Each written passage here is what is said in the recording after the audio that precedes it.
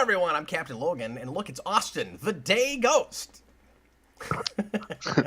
I actually was unmuted even though I did that, but we were doing this all before we started. Yeah, nobody knows what you're talking about. Well, I wasn't saying anything, We're so already to a great start. He's talking about his brilliant physical comedy when I'm muting him and nobody can hear him. Anyway, tonight we are back for another exciting, fun, random Friday show. We had request month all last month, so we weren't doing these. I mean, we were doing Friday shows, but they were all requests. And tonight we let Patreon help us choose a topic for commentary, and I guess tonight is actually all commentaries, but we each picked two things, and it was neck and neck there for a while. We could have ended up doing a Star Trek original series mini marathon, or a thing that Austin's wanted to do forever and was even in the last poll, which is what we're doing tonight, the first Pirates of the Caribbean movie commentary. I called it a watch party in the title because it might be more of a fun kind of riffing session, or as much that as it ends up being us really discussing the movie, partly because I don't know this movie super well. And Austin, I came into this earlier in the week. I thought I might just do this as a semi-blind thing because I haven't seen this in forever, and I didn't think I could work it in. And I kind of watched it this morning. I overextended myself so much this week that I was really tired this morning, and I was nodding in and out. Like I was watching it too early. So my kids watched the whole thing and they loved it. They'd never seen this movie before, and they all loved it. Oh, that's awesome. Yeah, it was great. Like, I talked to my wife, and I was like, are you cool if, because we homeschool, and I was like, are you cool if the kids take off just this morning from schoolwork so they can see Pirates of the Caribbean? And she was like, oh yeah, they've never seen that? Do that. I was like, sure.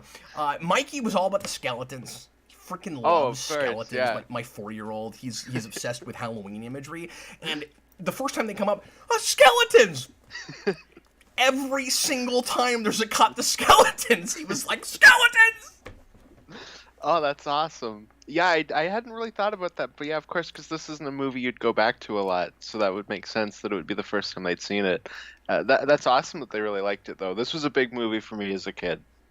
I was really surprised to find I don't own this film. I don't even own this movie. Really? It's one of your favorite movies. How do you not have it?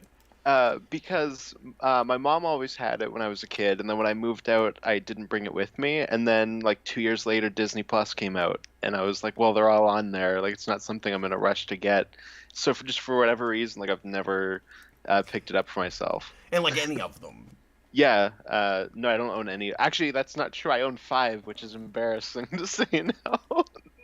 Because I bought that when it came out. We might eventually go through these if there's enough interest. I was surprised by how big of a crowd we had before we even started broadcasting, and I'm sorry for my tardiness tonight, guys. And I know I'm later than I should be much of the time, but tonight I had a writers meeting and it went long. And anyway, so I'm here. I do a writers workshop for some of our patrons, and we do that monthly, and just got done with that, and now I'm here. So anyway, and then so I mentioned Mikey's response.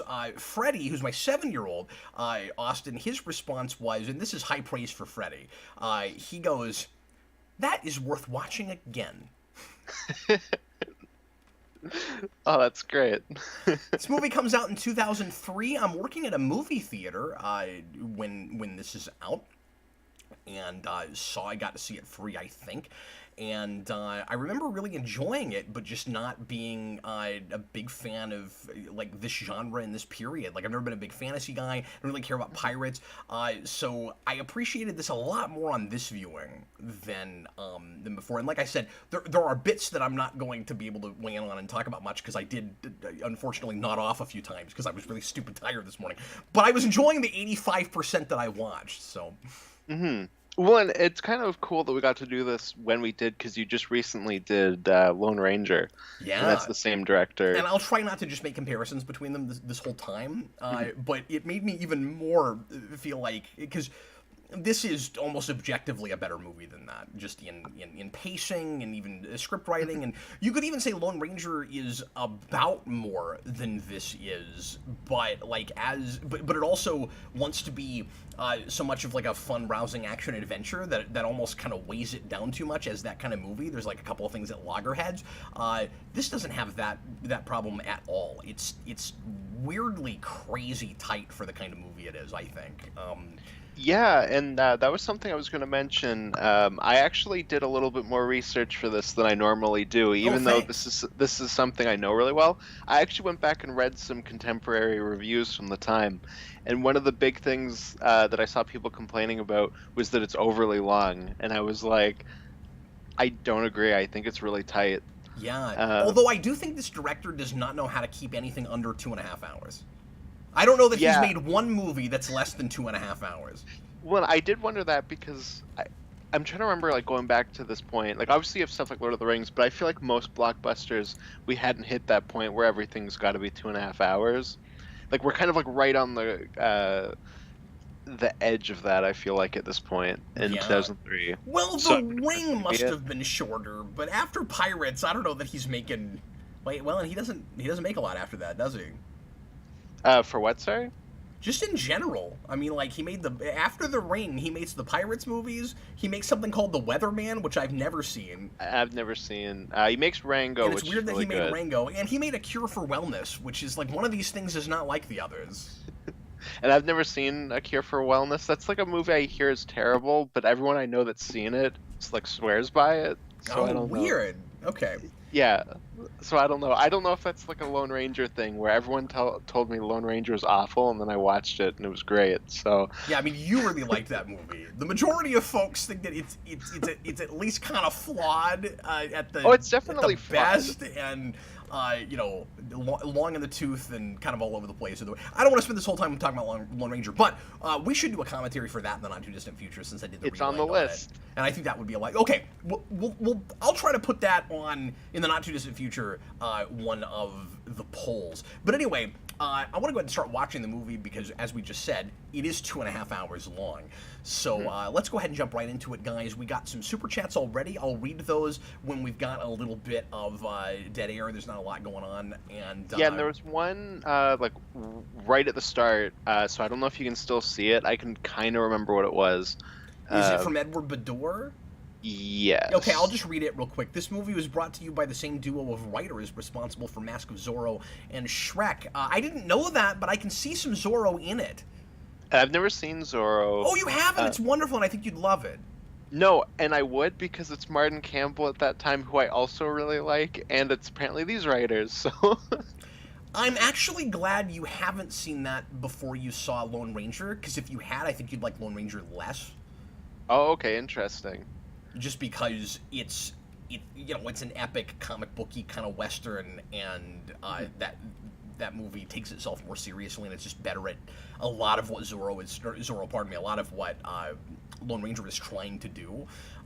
And again, that movie is just too much of a clone of this. But Mhm. Yeah, no, absolutely. but it was the right director. That's what's so weird about it. Is if only Mhm. he had had a better script, because I love a lot of the crazy action stuff he does in that. Some of it's going too far, but I don't want to spend the whole time talking about Lone Ranger. Let's watch Pirates of the Caribbean: Curse of the Black Pearl.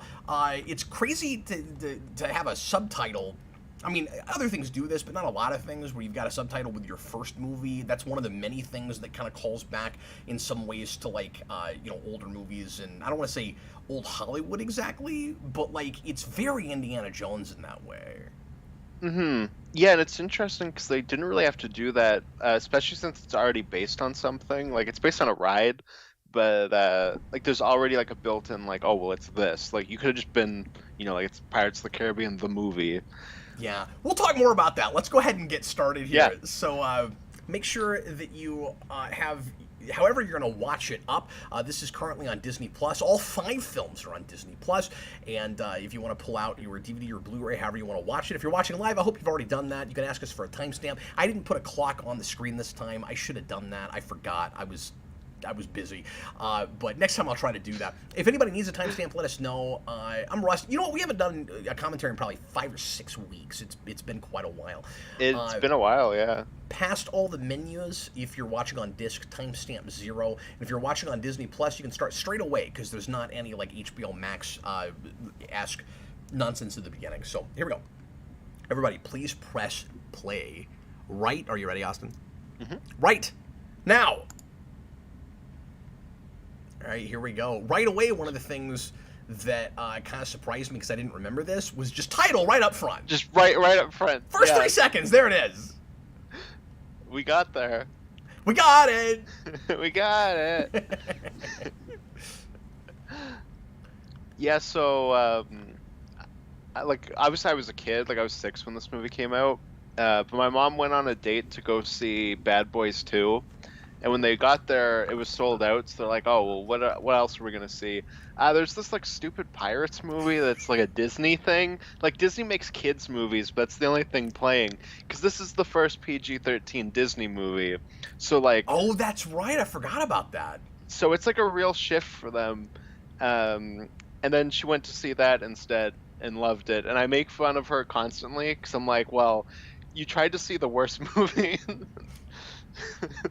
And it's not pulling its punches too much. I think that's one of the things that people were really impressed with it by, where it does a really good job of striking that balance between like having a bit of an edge to it, where it doesn't feel sterile or anything, but also being a pretty good family film and a thing that you can show your kids at least by 7 or 8. I mean, I show my 4-year-old, but Well, so one of the things that Gore Verbinski wanted to do with this movie is go back to kind of that classic Hollywood adventure movie type Yeah. feel, but also bring a level of like real world grit to it, where you still have that kind of adventure, but like the villain pirates are gross. Like they've got like yellow eyes and like their teeth are all decaying and stuff like that. Like the world is very dirty in a way that it would have been more so like, so it kind of hits this middle point of being like a fun adventure movie and being something more like realistic to the time. But isn't that also wait, you say realistic, yeah, and some of it is also just like kind of the horror fun of it, right? Because like Yeah, well, that's a big thing too. yeah, the pirates look kind of gross, but then we also have obviously this massive supernatural component to this movie. And so then it's this kind of heightened realism of, well, we got to make the skeletons and the guys with their skin coming off and stuff, kind of gross and realistic, but it's a you know Yeah. No, it's still it's the going horror back of to it that all. kind of, yeah.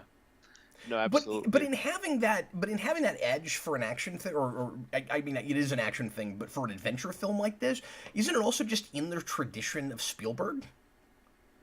Well, and I like to think about it going back to even stuff like Clash of the Titans or Jason and the Argonauts, where there is He's a definitely level looking at of that stuff too.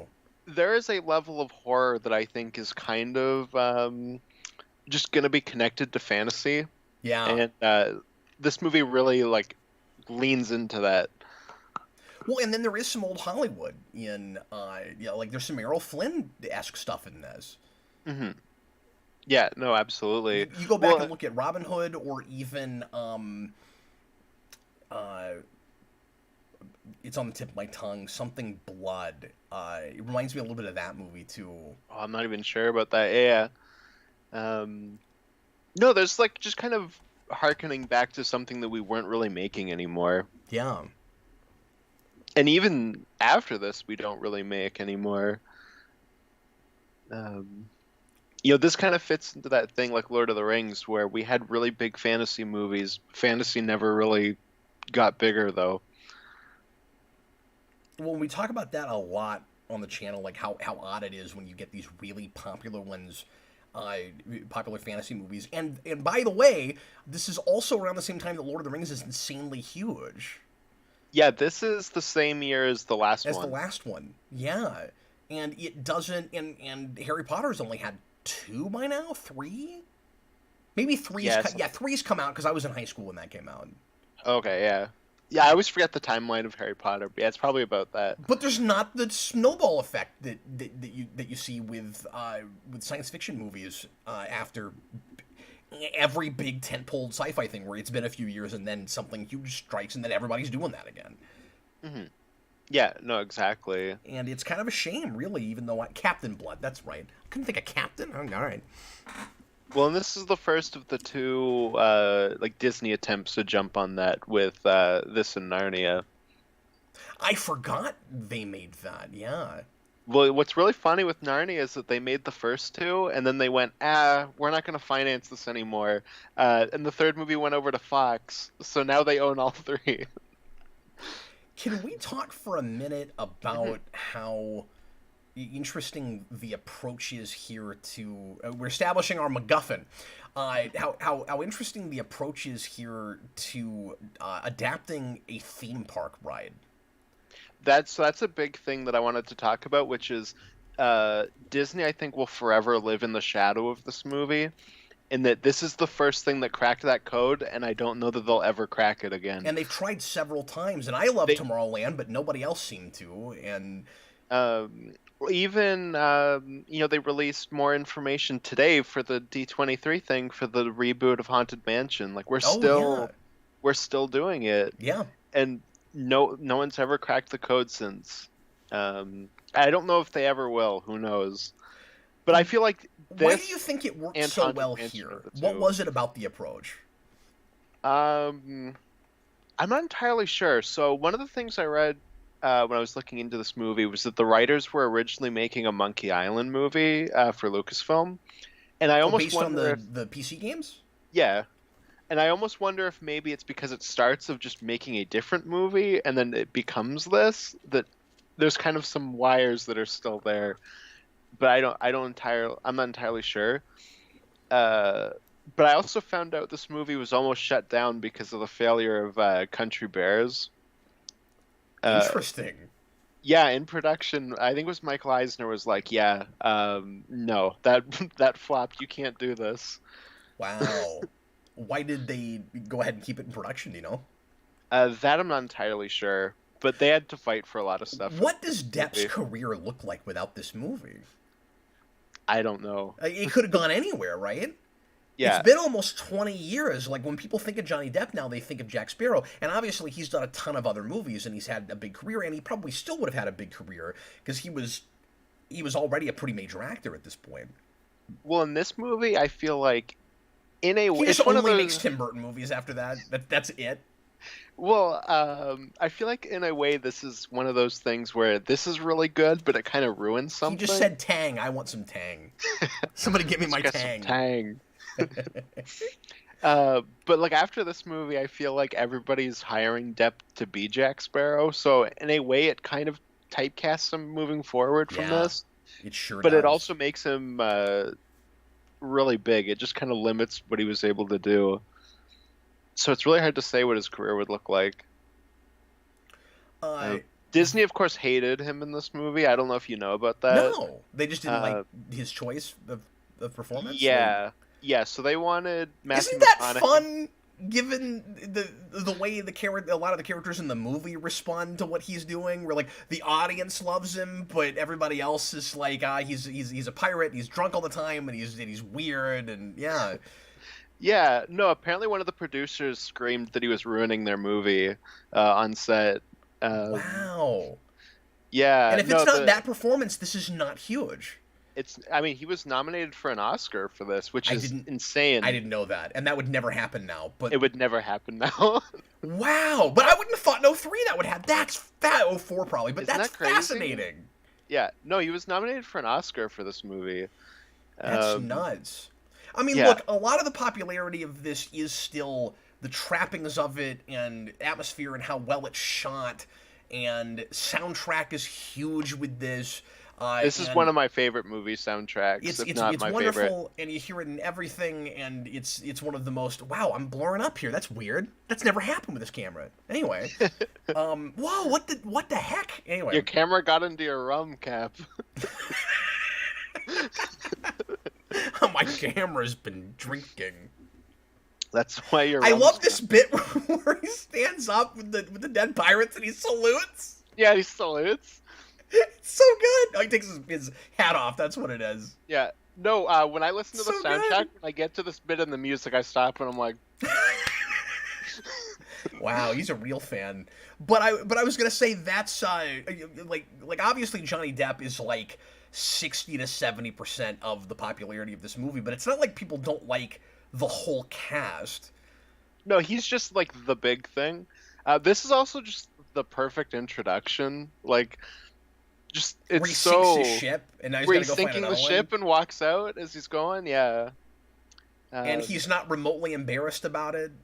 no, he just keeps going like nothing happened. Like it happens all the time. Hmm. Can I go back for a minute to the theme park Yeah, ride thing? of course. So Oh yes, because I had another point to that. So yeah, go ahead.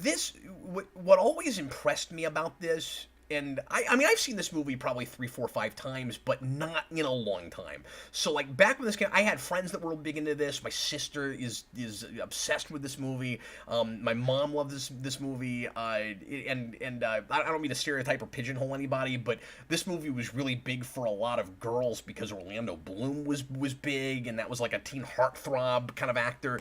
So Hmm. a lot of my friends, I was a senior in high school when this comes out, and I had a lot of female friends, and they loved Orlando Bloom. Um, and you had who's the guy in Lord of the Rings that also had that, or is that also Orlando Bloom? Orlando Bloom's also in He's Lord all of the okay. Rings. Is he Legolas? Yeah, he's Because I Legolas. spent this whole movie going, oh, he's just like the guy who played Legolas. Oh, he is Legolas. That's what it is. He's like a Okay. brunette version. Anyway, so sorry. Going back to the theme park ride thing, I don't even know how I got to that whole point.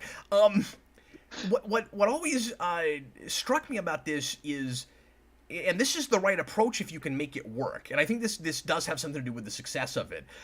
It looks like retroactively this is what the theme park ride is based on, not the other way around. Yeah, no, absolutely. Um, and another thing, when it was kind of like, oh, maybe movies based on rides are a bad idea, they actually had to cut a bunch of references to the ride out of this movie. Well, that might have been to its benefit. Yeah, no, that might have been the right choice. Interesting.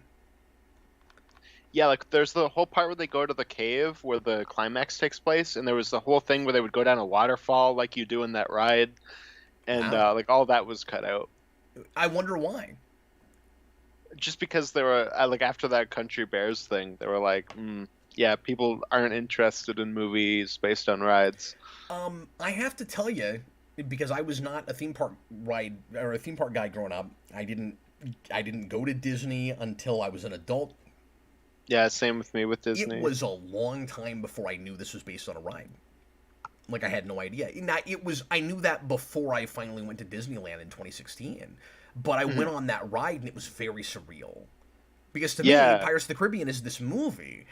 and they like slap Jack Sparrow all across that ride, which is a little awkward because he feels out of place in it. But He kind of uh, does, but then I don't think I mind it too no, because it much. does feel like they just based a ride off of that movie. It is Uh, better than if they replaced the ride with something based on this. Like I'm glad the yeah, original ride is still there, no, I agree with that. and that's I'll also great. say this ride and the Haunted Mansion are the two best things at Disney World. They're both awesome. And I've not been to the one at World, so I don't know if it's any different. But I've been to the I've never original at been to Land, Disneyland, so and yeah. it was one of my favorite things there also. Mhm. Let me read some super chats unless you've got anything specific to talk about with the scene No, we're go at, for it. or Go for it. did you have anything else you want to say about the theme park ride? Because you said you had a point about that. Maybe you did it. It was about how they cut stuff from it. Cool. That was what I was going to Edward mention. Bedore, there's $5 super chat. There's a lot of similarities between this movie, Mask of Zorro, and Shrek, which is appropriate since all three movies were written by the same duo. And I guess we already covered that because somebody else earlier brought I think that it was the up. same guy. Or was that the same super chat? I think that's a different super chat, right? It was a different super chat, but I think it was the same guy. Oh, okay. Well, thanks for the super chats, man. We got it in there. We did get to talk about that. Now I really want you to see Mask of Zorro. That's a movie I've always wanted to watch, but never have. I'd be interested to know what else those guys wrote. I mean, I don't like Shrek, but like, there's some fine writing in it. I just don't like that movie. Well, I like Shrek 2 quite a bit, but I'm not a fan of the first one. So I wonder if they wrote that as well. Robert Wild put it into a super chat and said this was the movie that he rewatched the most when he was a kid, which is always It's weird in one of my them for brain me. because I was 18 when this came out. But No, this and Lord of the Rings are a big part of why I'm like obsessed with swords as a kid, oh, and then I have Indiana Jones right after this because I saw it later. And then I became really obsessed with like treasures and finding stuff like that. I was gonna bring it out for the show, but I'm not sure where it is. But I had this Oh no! I was excited to see treasure that. You said chest. you were gonna bring it. Did you bring any It skeleton stuff? no. Because I know I'll you have bring it like next skulls time. and things. I can crack out some treasure and pirate books. That's cool that you have all that though. So like, are you still actively into that stuff, or is it just when I was a kid, this was Um, my favorite thing? so when I was a kid, I like hit that point where I was like, "Oh, I'm gonna be like an archaeologist when I grow up." And then I learned that you don't get to go around punching people and having adventures. So I got out of that. But there was a lot of just me, and I got really big into history because of it. Like it was one of those things where I got like very focused on this one thing, and I just wanted to learn everything that I could about it. Can I say real quick? This Yeah. plot point is so essential. If Jack Sparrow doesn't jump off that cliff and go try to rescue her, he is 75% less sympathetic through the rest of the movie. He has to do that. It's so important. hmm No, absolutely.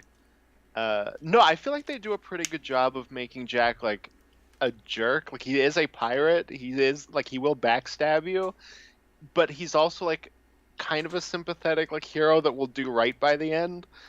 What I think Um, is interesting is that there's the pirate code, and then there's his personal code, and I don't think they're the same code. mhm.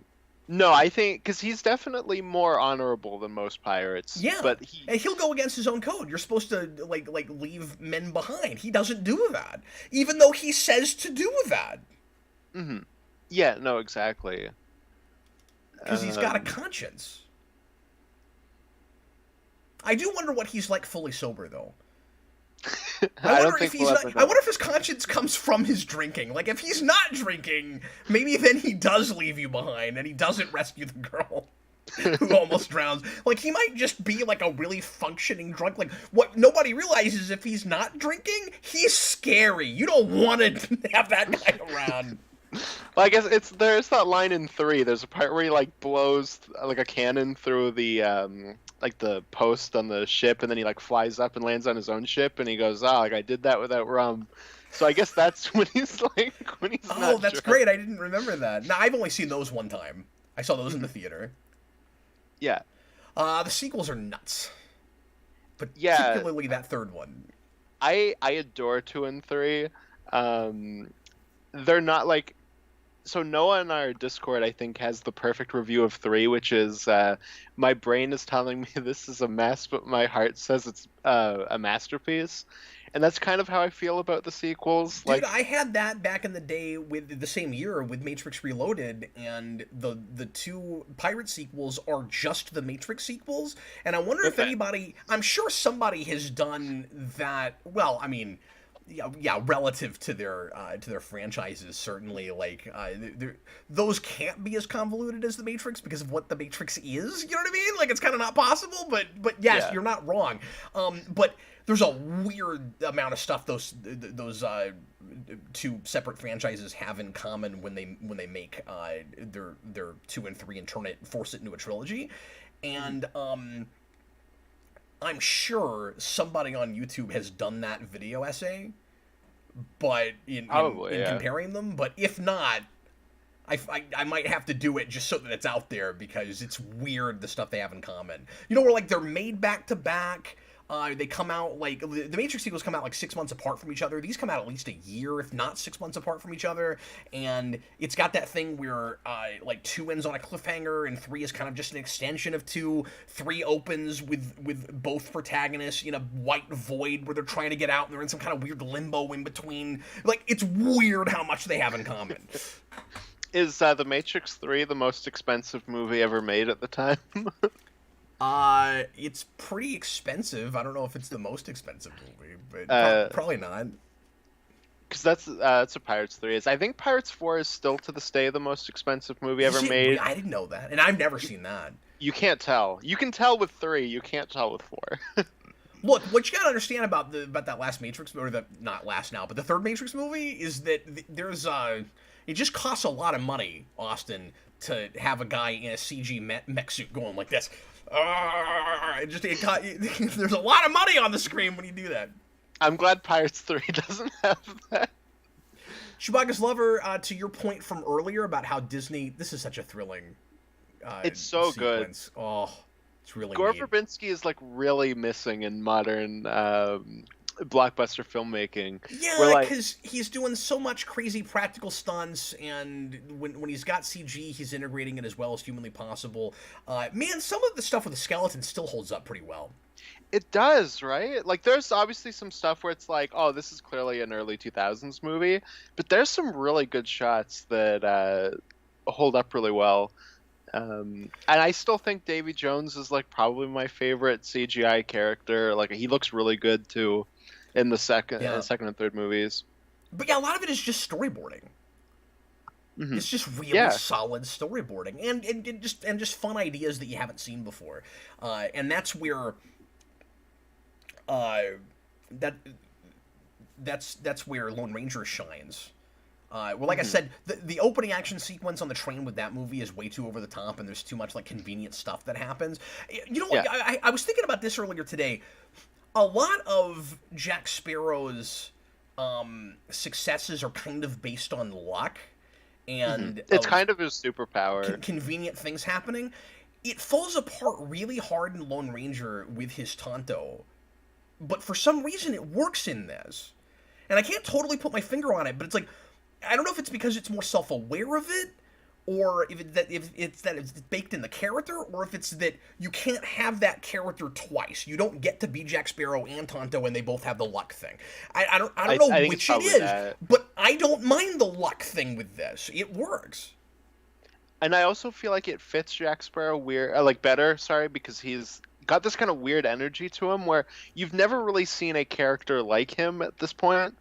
So the Yeah. fact that you have this kind of like weird luck thing where he just stumbles into stuff and it just works out. No, it Like, feels like it created a new archetype, and I mean, like yeah, it probably didn't. You know, there's a lot of traditions that this is going back to, particularly probably with like silent film comedy and things like that. I'm not thinking about any like really good examples, but you're right. We've never seen exactly this character before. I didn't you know actually what a read the big super thing chat, is too.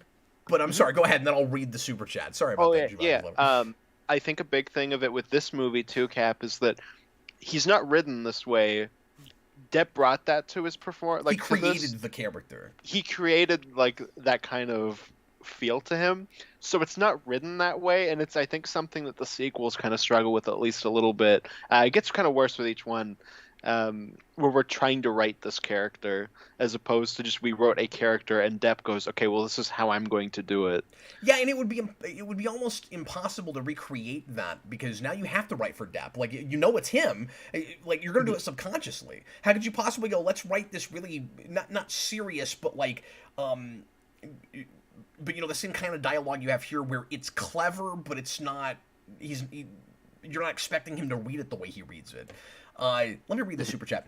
This is Chewbacca's lover. They wanted Jack Sparrow to be a rugged, tough guy. He was written Yep. more a traditional badass. Johnny Depp made him quirky and played it very different. Now, my question is, did he ad lib some of the like more memorable, funny lines in this, or were they on the page and this just wasn't how it was expected that he would deliver them? Yeah, I could see it going either way. But yeah, the studio wanted Matthew McConaughey, Carrie Elways was being looked at, Christopher Walken was being looked at. I saw And there, somebody write that earlier. Yeah, there crazy. was another one that I can't remember, but there I think there was a fourth one that they wanted. And all of those guys are great. Like I feel like, but I also feel like you kind of know what they would do with it, with this kind of a role, and Yeah, that they'd walk has. in. Well, and that's why it was so surprising with Johnny Depp because now when you think of Depp, you think of this, and we talked about that earlier. But anybody else that came in to play this, it would be here's the thing they do with characters like this, and so then it would be a star vehicle. And I think like maybe a lot of the success of this is Jack Sparrow is the star, not Depp. Like Depp Mhm. disappears, and it's a star vehicle for this like new star you've never heard of. That's kind of what it felt like back in the day. Hmm. Yeah, because like I like Depp quite a bit in the roles that he's good at, and even like knowing him in a bunch of stuff, I still think he kind of disappears in this, and even Yeah. seeing things after this where he's playing the same kind of character. Like I don't see Depp when I see these movies. I just see this maybe later on because I think at a certain point It he's becomes playing a self parody or caricature. something. it becomes like a parody. It's that thing where yeah, you can play a character and then you're kind of separated enough from it that you're playing yourself playing it. Um, Yeah. you know And what I how do you mean? not So if the dialogue's bad? yeah, no, exactly. But what's impressive, and the That's reason mainly four I and wonder five. what the script looks like is because one of the there's a lot of counterintuitive stuff about Jack Sparrow, which is why he's such a surprising, compelling character.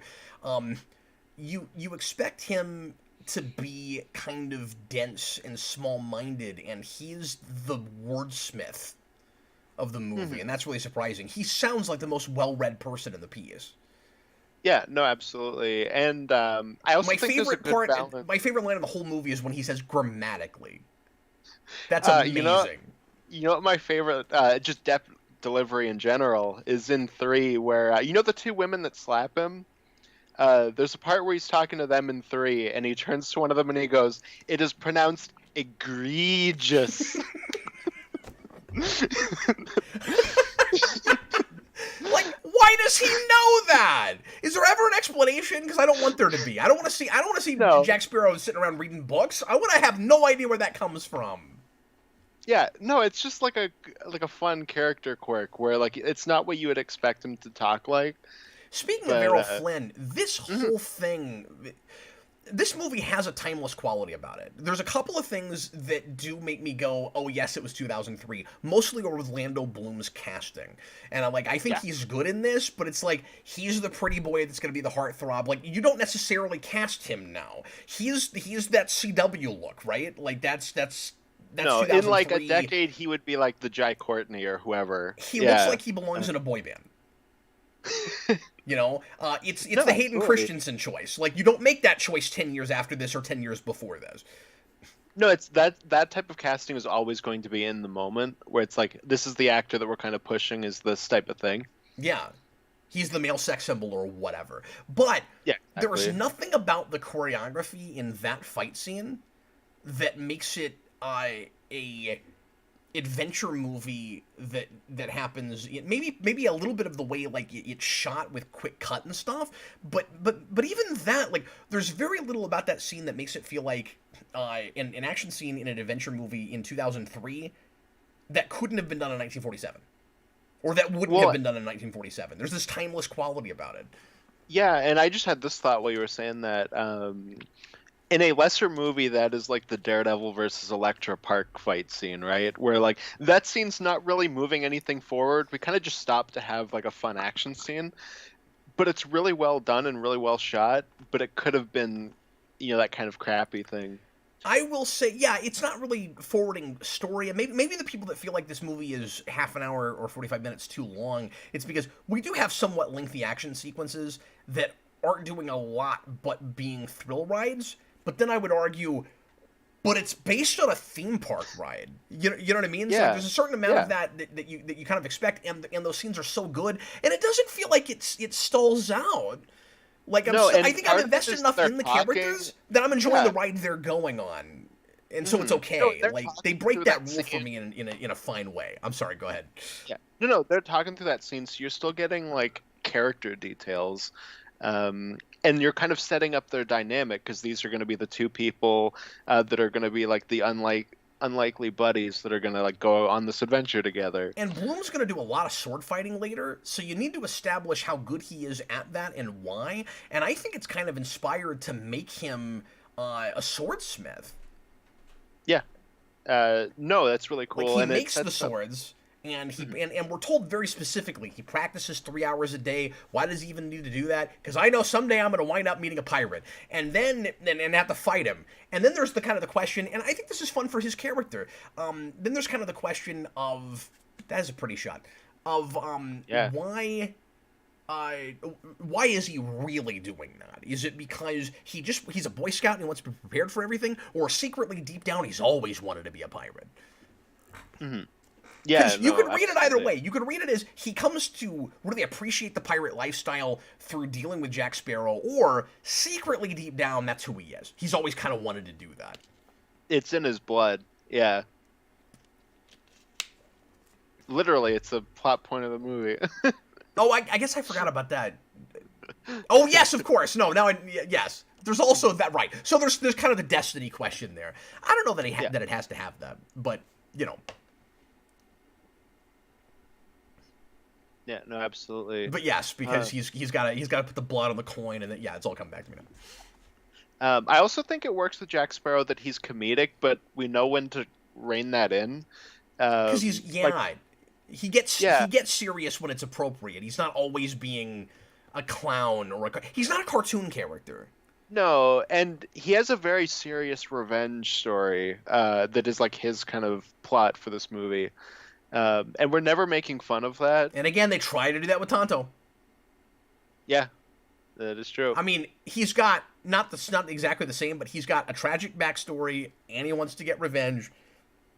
And he's kind of lost his marbles a little bit because of his tragic backstory. I mean, it's exactly the same thing. No, they're very similar. The only difference is that this one's played a bit more vague for his overall backstory. Like it's like this one specific thing, while Tonto's more. You don't have the flashback with the really origin. obvious symbolism of the giant clock. No, you don't need it. Neither did that, but there it was. And that's the difference between a 2-hour and 35-minute movie that earns that runtime and one that really doesn't. Edward Bedore, $5 super chat. The main difference between the Matrix and Pirate sequels is that one kept the fun and the other is an essay from the most boring philosophy teacher. Yeah, that's true. I mean, except I've there's some seen really those fun sequels, action but- sequences in two. But Speaking of action, this is such just a good like no like this is a movie that isn't necessarily aimed at children because before this there's been action, but this is the first bit of action where we're getting like some pretty brutal moments. Like you had that bit where Orlando Bloom like sinks the axe into the guy's spine. yeah. Like we're pushing stuff here. And like I said, this is Disney's first PG-13 movie, so like this is really, really new for them. But again, at the risk of doing too much of this, the difference between this and Lone Ranger with that is there are scenes where I think it goes way too far and it gets really kind of inappropriate for children, or at the very least, it can't decide if it's okay with kids watching it. And there's not a frame of this where I'm wondering if it's a family film, even when it goes. You don't to those think places. it ever? You think it's got that balance, right? Yeah, I think it's absolutely got that balance. If Raiders has that balance, this does. No, absolutely. If at no point in Raiders you're going, oh wait, you really probably should be 14 for this scene. I know there's places where it gets more violent, but maybe some of it's a ratio thing. I don't know. Like I think the attitude of it is talk a little over kids' heads, give them a little bit that they're not quite ready for because they'll feel like adults when they're watching it. And if you don't go too far and you're not giving them nightmares, their parents won't mind and it will be weirdly educational. It really has that. Yeah, and your movies can scare kids. Like, you're not trying to traumatize kids. No, but kids like being scared. Exactly, yeah. We've forgotten that. Yeah, no, I agree. I mean, look at Mikey with the skeletons, you know, like he 4 years scared. old. No, I know, but like no, that's why. No, I'm agreeing with you. Like, at no point was he scared. Yeah, like it's just, isn't this awesome? Like, no, absolutely. Or traumatized. I mean, if he was, it was in the way he wanted to be. But he was just like, look, skeletons. You'll find out in 20 years where he's like, remember those skeletons you showed me? I was only 4. Last year or the year before, I can't remember. It must have been last year. I got Mikey a skeleton Halloween costume. Just this really generic. It's just a skeleton. They're kind of like black and skeleton. Like yeah, but it's got a really great mask. And when we got it home, it turned out to be one of the most durable, well-made Halloween costumes I've ever seen. Like I don't know what that company was, but they did a really, really good job. It was a wonderful product. I think I paid like $30 for it. I splurged a little bit because it was the one he really wanted, and I didn't see anything else that he wanted, and that he liked, and he still plays with that. And I think that must have something to do with why he's so into skeletons. Mm-hmm. He still puts that costume on. He must have cheered when there's that shot where Barbossa walks out and he's drinking, and it's like the wine's going through his. Yeah, he loved that. Yeah. Well, and I think part of the reason he was so stoked too, not to just talk about this too much, but my 4-year-old's been begging me to show him more like scary things, right? So last week I showed him Goosebumps and he liked that, and then but he was complaining about certain things that he wanted to see that weren't there. There's no witches, there's no skeletons. Like, where's all the stuff? There was like one pumpkin and it was there for 3 seconds. He's like, where's my pumpkins, Dad? So then we showed him Beetlejuice. And there's a couple of bits with skeletons. Yay, skeletons! But they weren't there very much. And then we show them this. And I wasn't even thinking horror stuff when I put this in. It was just, I thought the kids would like it. We get to the skeletons, and I'm like, oh yeah, this should have been the first thing I showed him. That's really awesome. I'm really glad that your kids loved this movie. That's great. Yeah, they're really excited to see 2 and 3.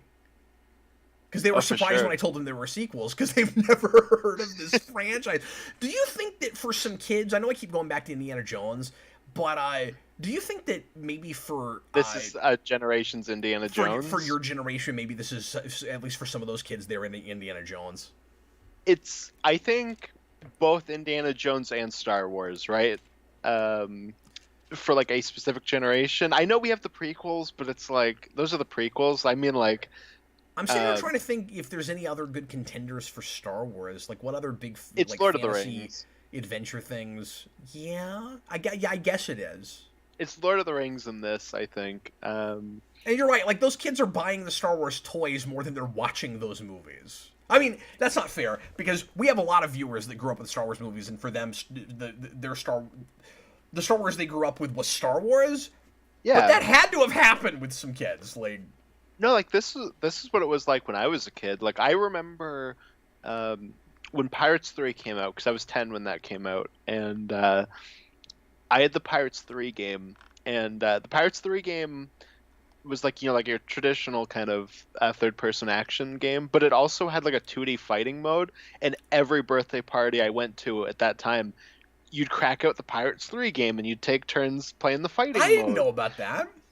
Yeah, no, that was like a big thing, because the Star Wars 3, like the Revenge of the Sith game, also has that, where there's a fighting mode. You know what else has additional that?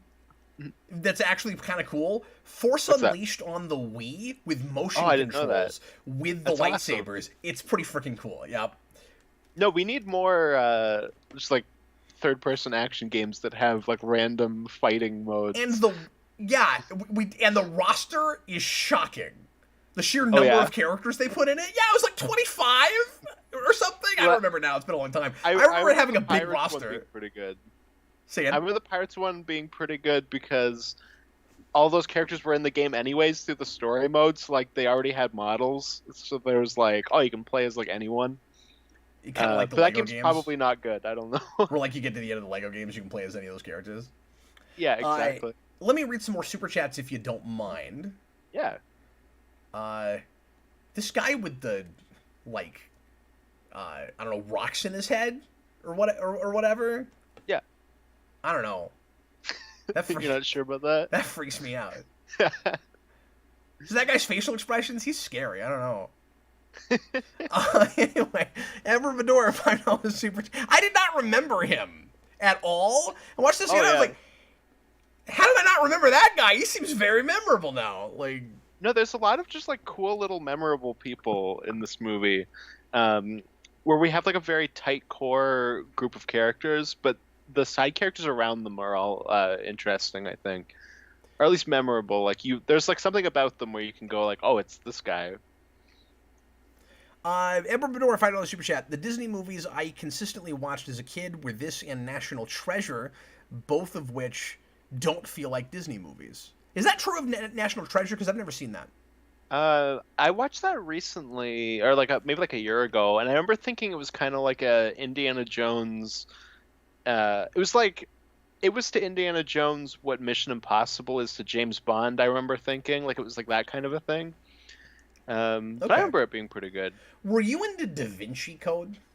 I don't think I've ever seen it. Wow. Yeah. Just with the things that you're interested in, that seems like a thing that you might have latched onto when you were younger. No, my dad really likes that movie, but I don't think I've ever seen it. I think the first one is worth seeing once. Like, it's really flawed in its plotting and stuff, but it's got good performances. Like, it's worth watching. It's got Tom Hanks's crazy hair. Yeah, like Hanks is always worth it. I don't know. For He sure. hardly ever picks the worst thing ever. You know? You say the week Pinocchio comes out. Is he in that? Yeah, he's Is he Geppetto. Geppetto? I didn't know who was Geppetto. I don't care. I have no No, interest I in know. watching It's that. just funny that like you said that this week.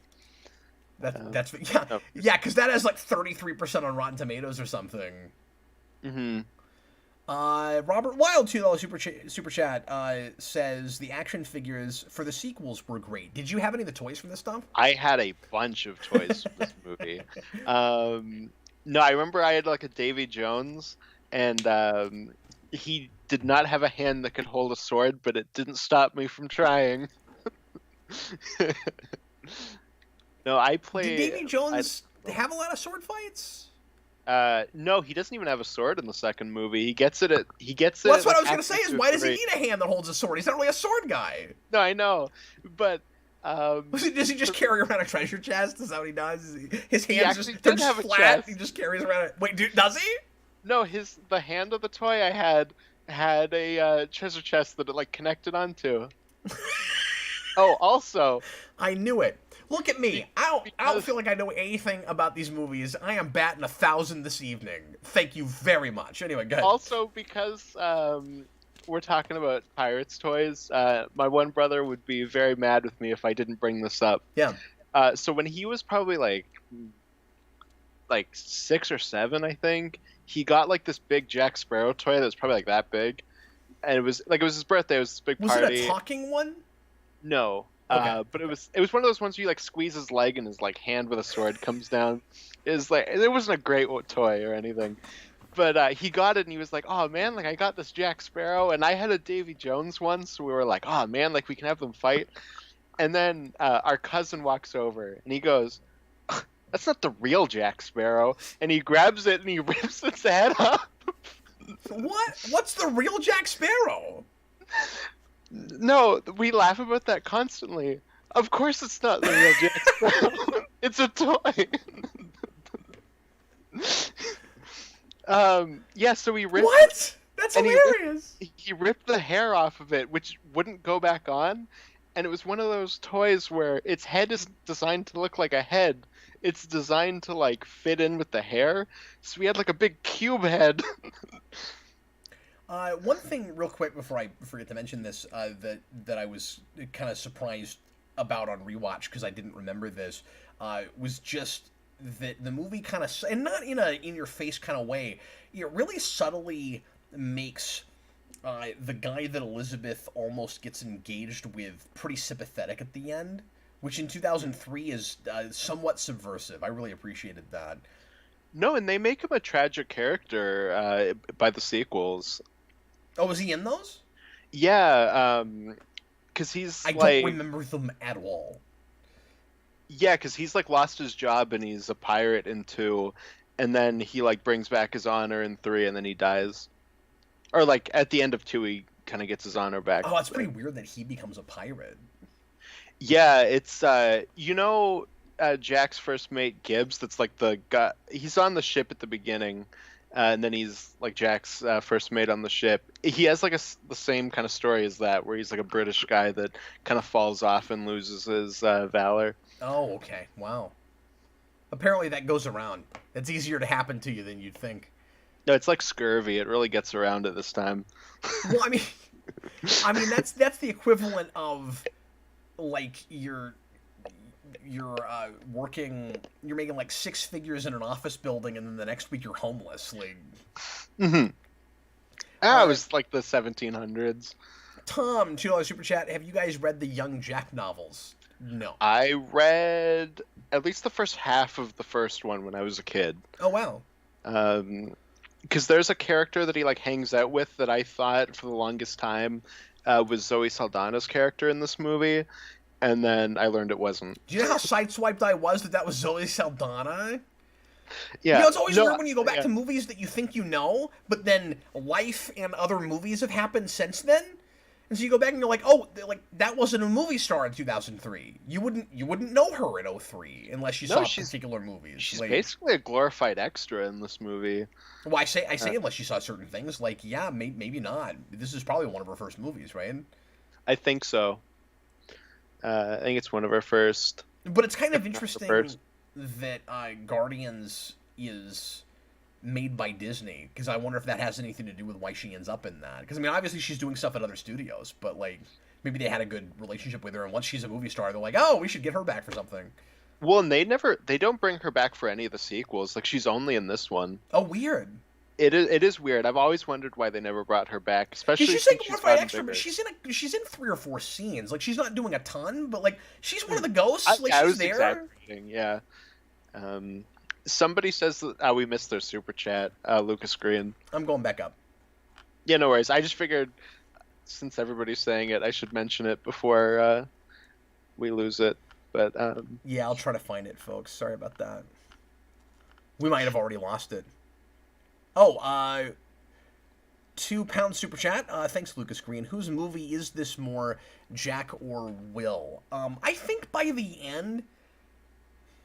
it's both, I think. Well, Um, so I'm on the fence about it because I'm having the same thing that I had with everybody say it again, Lone Ranger, Lone Ranger. where Lone Ranger feels like Tonto is totally up front and it's totally his movie and it's easy to kind of lose the Lone Ranger. The difference is this Orlando Bloom's character is front and center a lot more from the beginning, and Jack Sparrow at the beginning plays more like the wacky comic relief side character in the background, and then by the end, like he's kind of taken over the movie to some degree, but not just because he's the standout fun character that the movie clearly knows people are going to latch onto, but because he's really making the plot happen. Like, once you find out that he was captain of the Black Pearl and he knows about all that mythology, he becomes really important. And you don't expect him to have any kind of a relationship. I'm really glad I watched this movie this morning.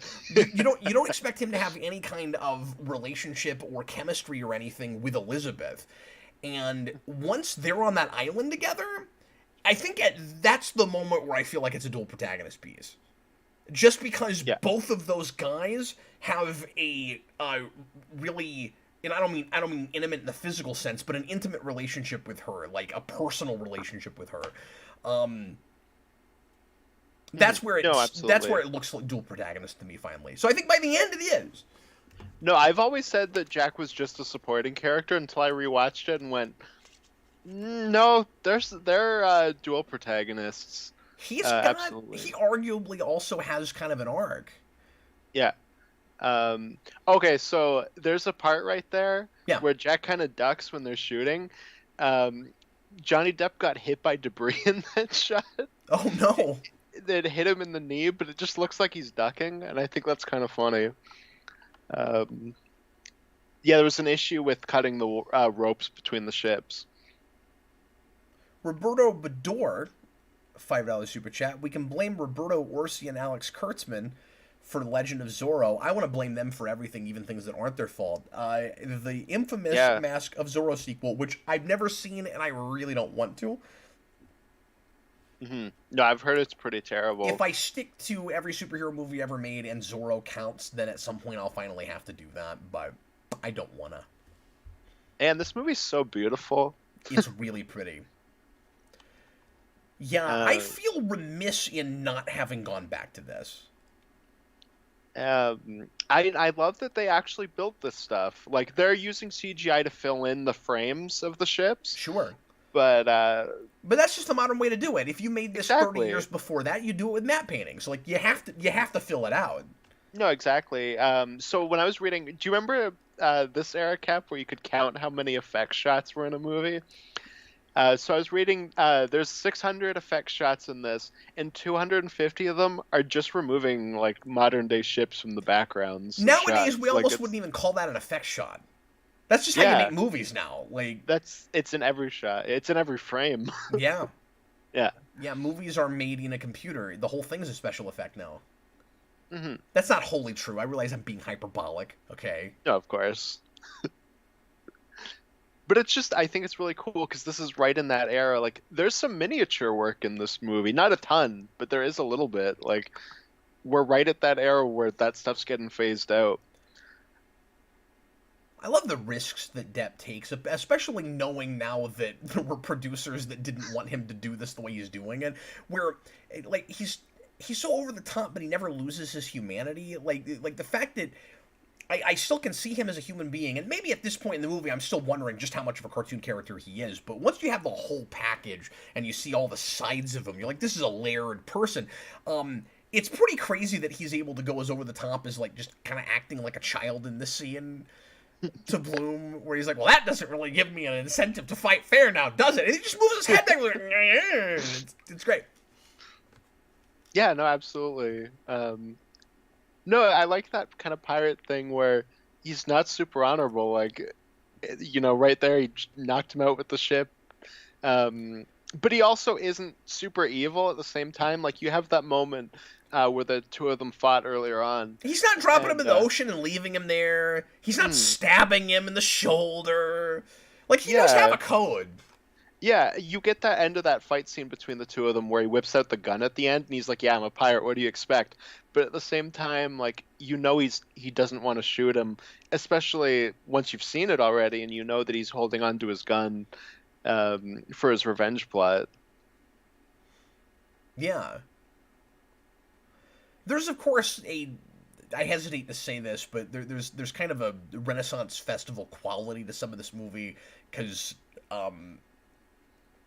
it's not exactly that period, but it's gonna kind of feel like that. We have a really good Renaissance festival out here in Kansas City, and inevitably there's always a Jack Sparrow, and I'm always like, you're pushing it a little bit. I love that Tortuga is just people punching each other constantly. I think that's really funny. Like, it's the Mos Eisley thing, right? But we like take that farther, where it's not just like shady people sitting around.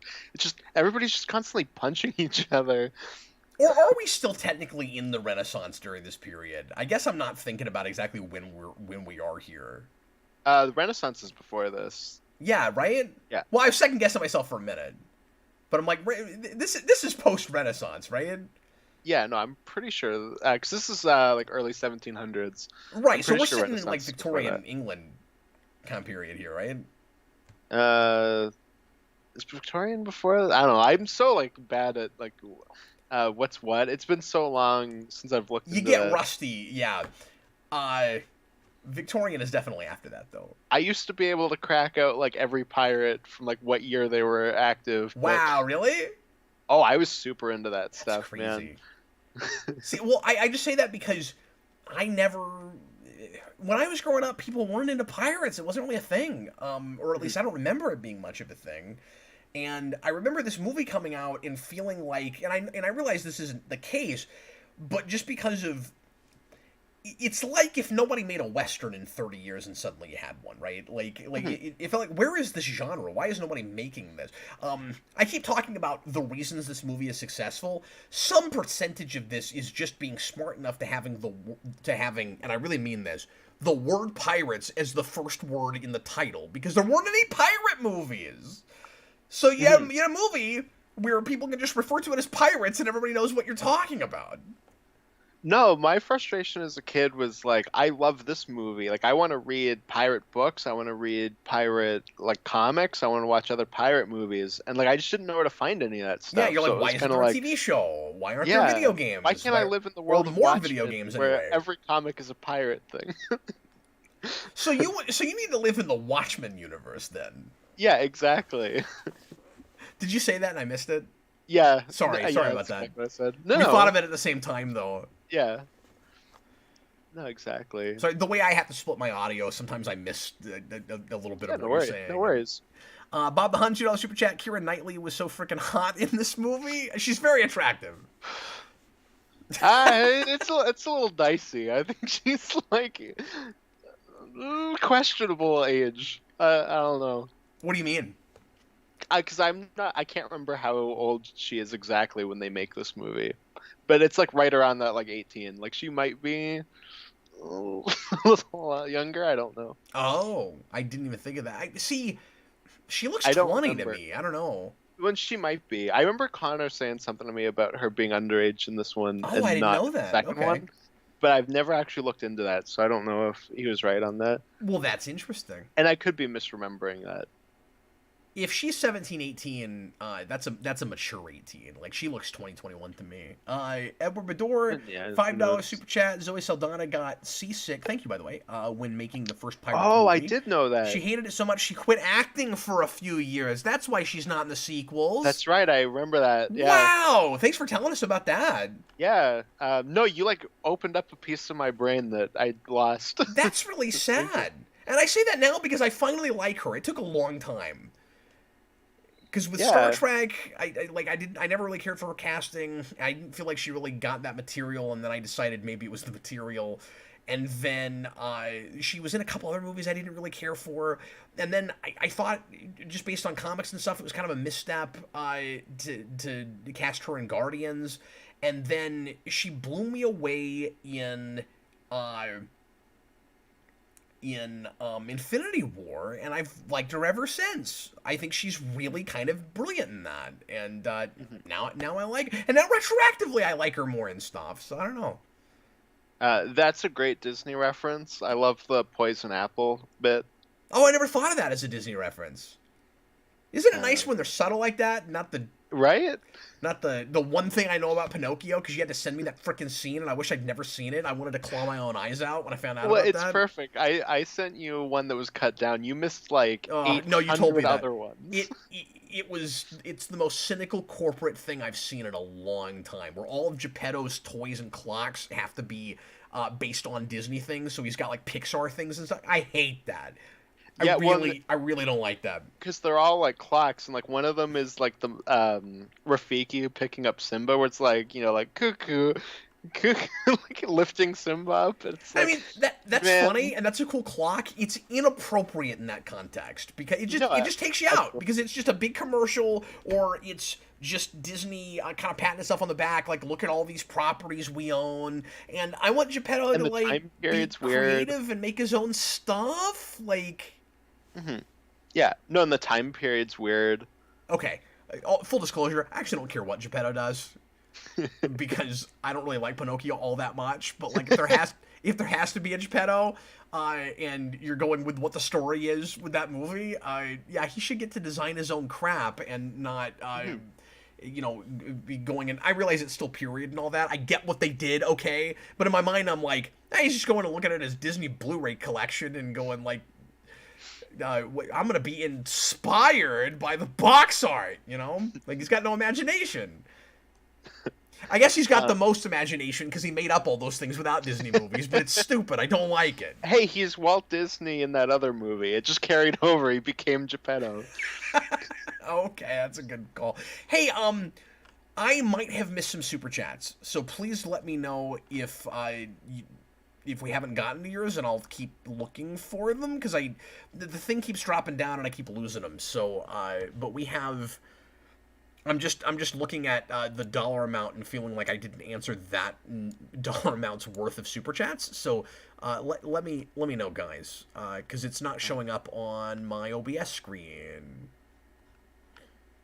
Anyway, we haven't talked about him yet, but I think Jeffrey Rush is as important to this movie as Depp is. Yeah, as Barbossa. He's much more like the stereotypical pirate where he walks around like, "Arr!" Yeah, well, and So he good. kind of fills the role as the villain, I guess. Hmm. No, but he's so good in this movie. Well, and there is a good contrast between them, but there's still Their a lot of chemistry's humor great. in what he's doing, and he's still kind of over the top, right? So, like, for a pirate, it feels like he's playing it straight, doing the pirate thing, but he's not playing it straight. Like, he's No, he's so over the top. going but in a to the way, moon, yeah. but in a way that's not like, oh, look how much of a joke this character is. You know what I mean? Like it's over the top and like, look how evil I am. I'm awesome. So we all know that this was the most exciting part for Mikey, but can I tell you why in the theater this excited me? And you said a part of your memory got unlocked. I just had that with this. You ever played Killer Instinct Gold on the N64? Nope. This is just a stage in that game. This Oh, is that's just awesome. an arena in the back. So it's Spinal's stage. Spinal's one of my favorite characters in Killer Instinct. Spinal, and when you play Spinal stage, it's just a boat of pirate skeletons, like 5 or 6 on each side, rowing, and That's it looks awesome. like exactly this scene. Yeah. And I remember in Um, the theater being like, "Oh, we're adapting Killer Instinct, and we don't even know it." no, this is one of those big, like, okay, most of the budget's going to this scene, and it's great. And that's fine. And it's Yeah. still, like I said, it still looks pretty good. It helps that it's in the dark. It helps that it's over the top characters that can look a little cartoony, and you don't have too much. That's a cool effect. Whereas hand changes, Oh, they get really or not ambiguous, there's not too much an ambitious. uncanny valley, is what I'm saying, because you No, don't and have so many facial features. yeah, and they get very ambitious with, especially the shot you just mentioned was hand turns. Like in the climax where they're going back and forth, when Barbosa and Jack are fighting, it's pretty crazy. Gets Uh, nuts. they also had to film the sequence. Just like all the skeleton stuff, they had to film 3 times, which is not something you do now. Where like you had to film it with the actors, film it without the actors, and then film it like in the studio with mocap suits. Um, like there's a lot of hard work being put into these effect shots.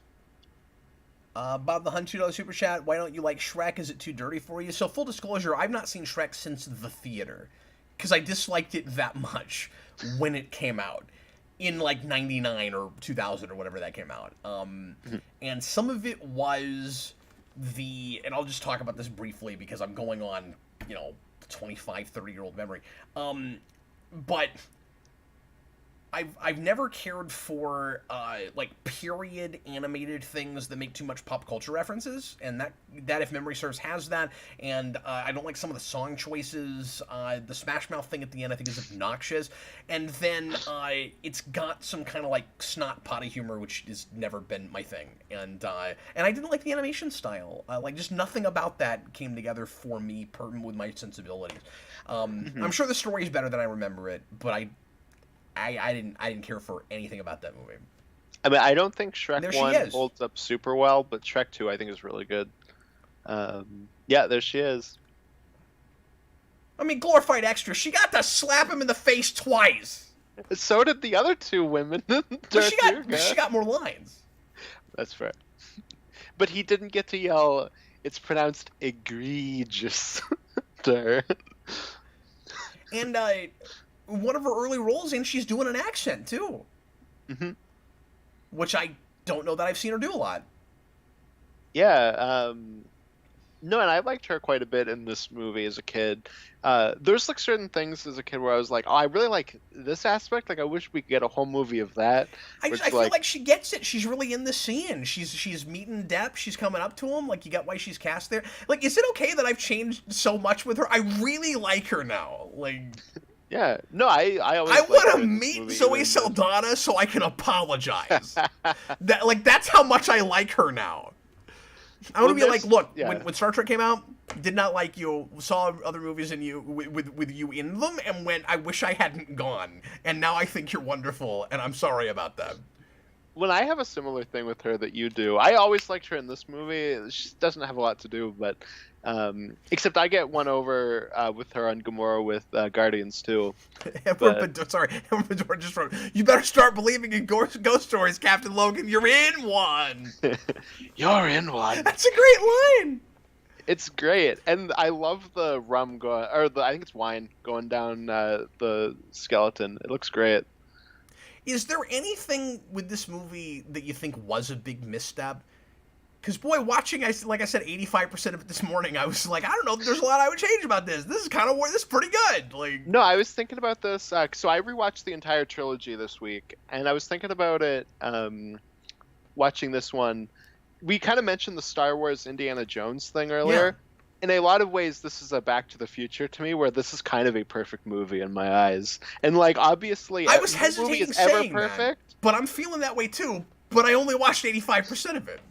Well, no movie's ever perfect, but Yeah, like, of course.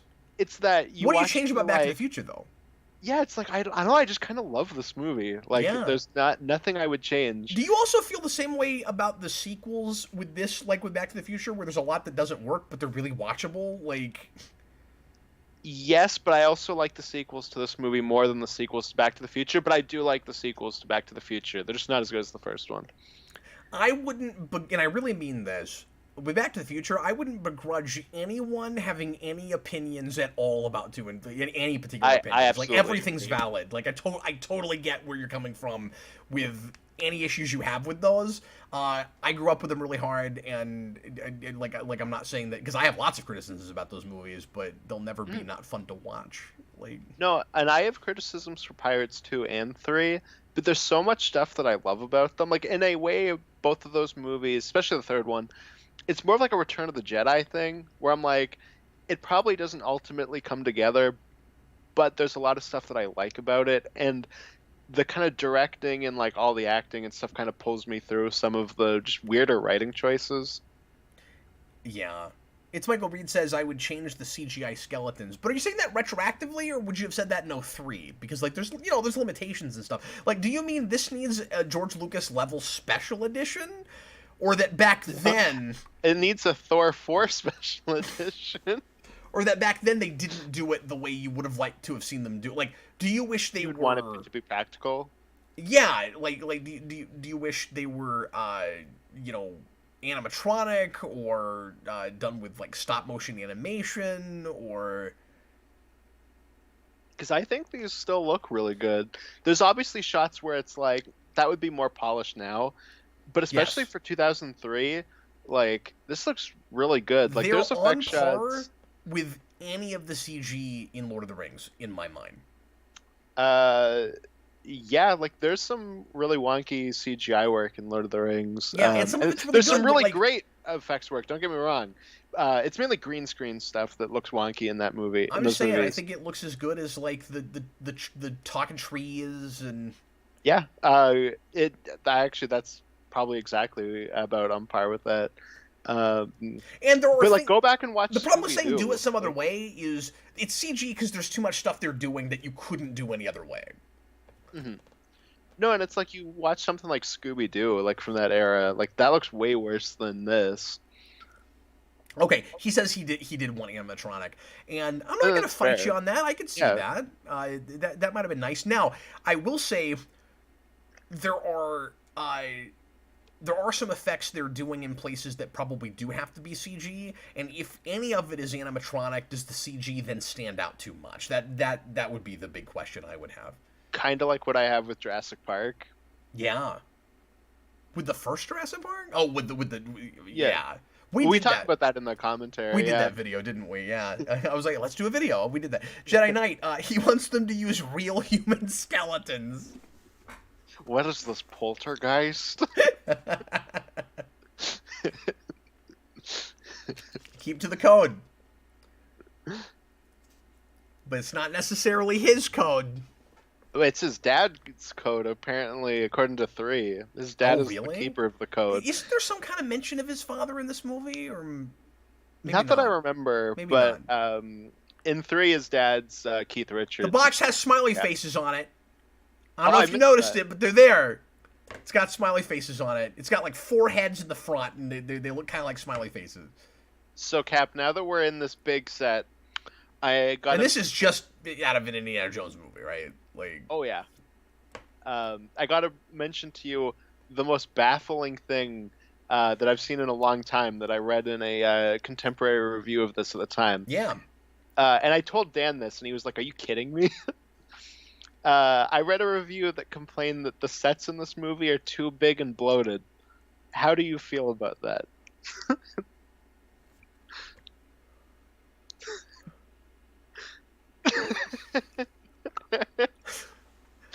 I'm trying to open my mind to new ideas and figure out why any critic would ever complain that a set was too big in this context. Like, I see that for like, okay, these people in this sitcom are in a This is a set for Friends.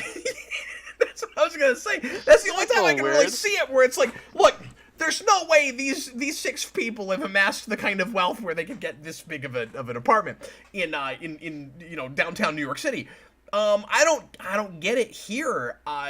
The vastness is particularly in a scene like this, like. It feels like as big as the Cave of Wonders, like it's amazing. Hmm. And also, it's based on a theme park ride that's like really open, and that Yeah, you almost wish you could get out of the boat and walk around. There's so much out there. Like yeah. No, so I read that and I went, "Oh my God, this is why that's no movie." stupid. Can I just say that? That's Yep. really kind of stupid. I went, "Okay, this is why movies aren't shot on sets anymore." And also, um, I saw another review that said that this movie is a win for movies no longer being movies and instead entirely being theme park rides, which I thought was interesting to see now. In There's a especially perspective that there talk. at that time. When you compare it to the popcorn theme parky movies we have now, there's so much more going on in this than a lot of those. Mhm. Yeah, no, absolutely. I'm I gonna just go thought that this was like an far. interesting thing to This go is what back to. Yeah, MCU movies used to be.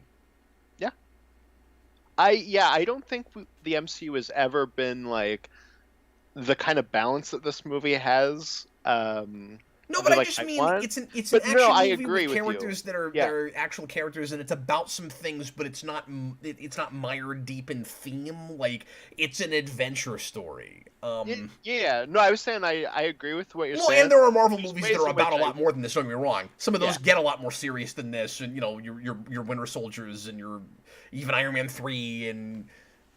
But But even anyway, that though, like, um, there's jokes that I think undercut in those movies that don't really this movie doesn't really have. I don't think it Less has so that in Winter problem. Soldier, That's mostly what I Iron mean Man 3 does. is in Yeah. the way the humor is handled. Yeah. Sorry, what were you saying?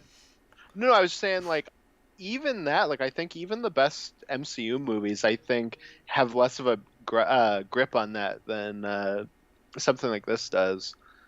Um, but Yeah, I maybe don't know. so. Maybe you're right. Chewbacca's Lover, $5 super chat. So much of this movie was practical. People in the 2000s talked about everything being CG. If only they knew where we would be now, all green screen now. Yeah, and I'm glad that he said that just now because that goes to my point about perspective, about historical perspective versus how things are now. When they had to build the three main ships of this You movie, just couldn't imagine. yeah, they built the three main ships in this movie like on barges so they could like roll out into the water. It was mainly shot like on shore, but like they still could go out into the water. And then they also had to build like a in studio set for the Black Pearl to have the fog machines for when we did some of those shots. Yeah. And it's all pretty seamless, right? Like you can't really Hmm. tell when you're on a stage and when you're outside. Yeah, no, absolutely. It's not like that helicopter shot at the beginning of Batman Forever. Like we just put a light out here and turned on a fog machine and Hmm. shook it around a little bit. Bob the Hun, $2 super chat. The 2003 CGI is better than MCU. Not even kidding. I think that's a little hyperbolic, but there are examples. Absolutely. No, there is stuff in this movie that is done better than stuff in some newer movies. Not even just MCU, just newer movies. But a lot of that now is there's more of it, right? Sorry, I'm distracted by just how physical the actors in this movie are allowed to get, and it's pretty cool. Like, he's Yeah. really shaking her hard. These actors are Yeah. into this. No, And Jeffrey Rush is right into this. he Like I sells said, it. he's just as important to this movie as Depp is, I I think think. you're right, and I didn't really have that before you said it, but I think you're right.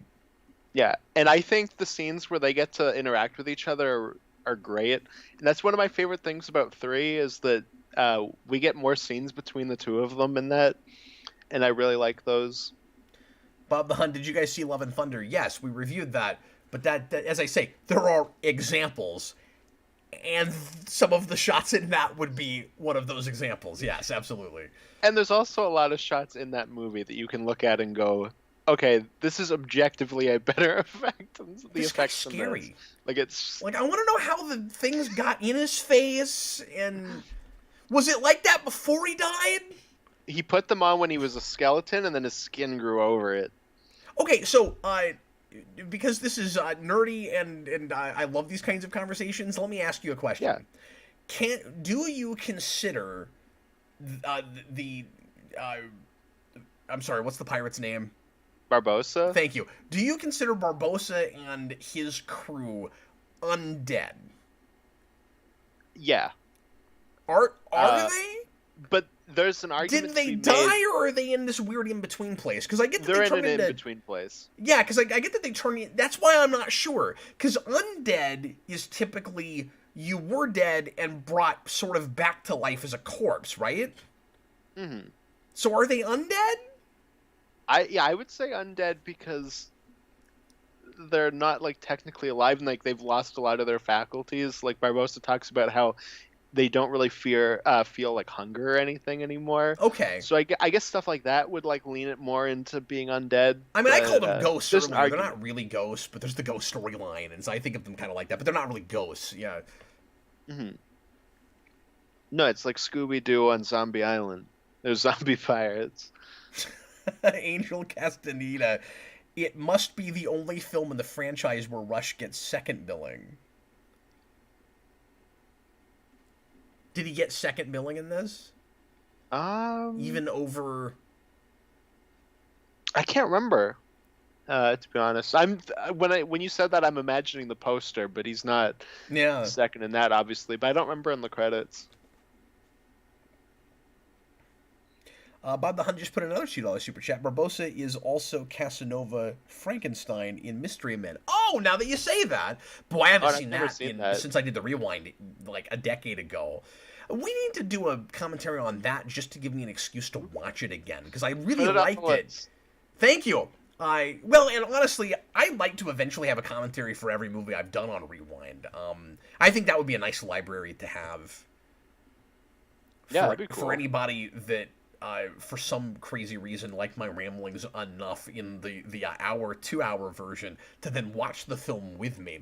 It might be nice to have a catalog of all of those. And obviously I've done a lot of them, but there's a lot I haven't done. Mm-hmm.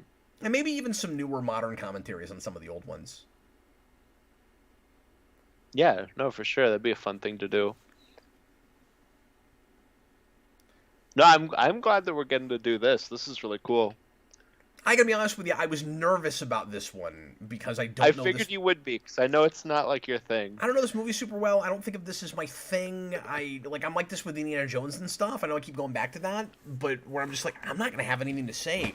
And maybe some of it's just that we haven't done a commentary in a little while, but like, I'm not having any difficulty keeping this one going. Like, and of course you know a lot, and that helps. But like, this is fun. No, it's just a fun movie. This just like gets me hyped up. It's one of those movies. I was blindsided, like maybe I said that already, by just how good this was.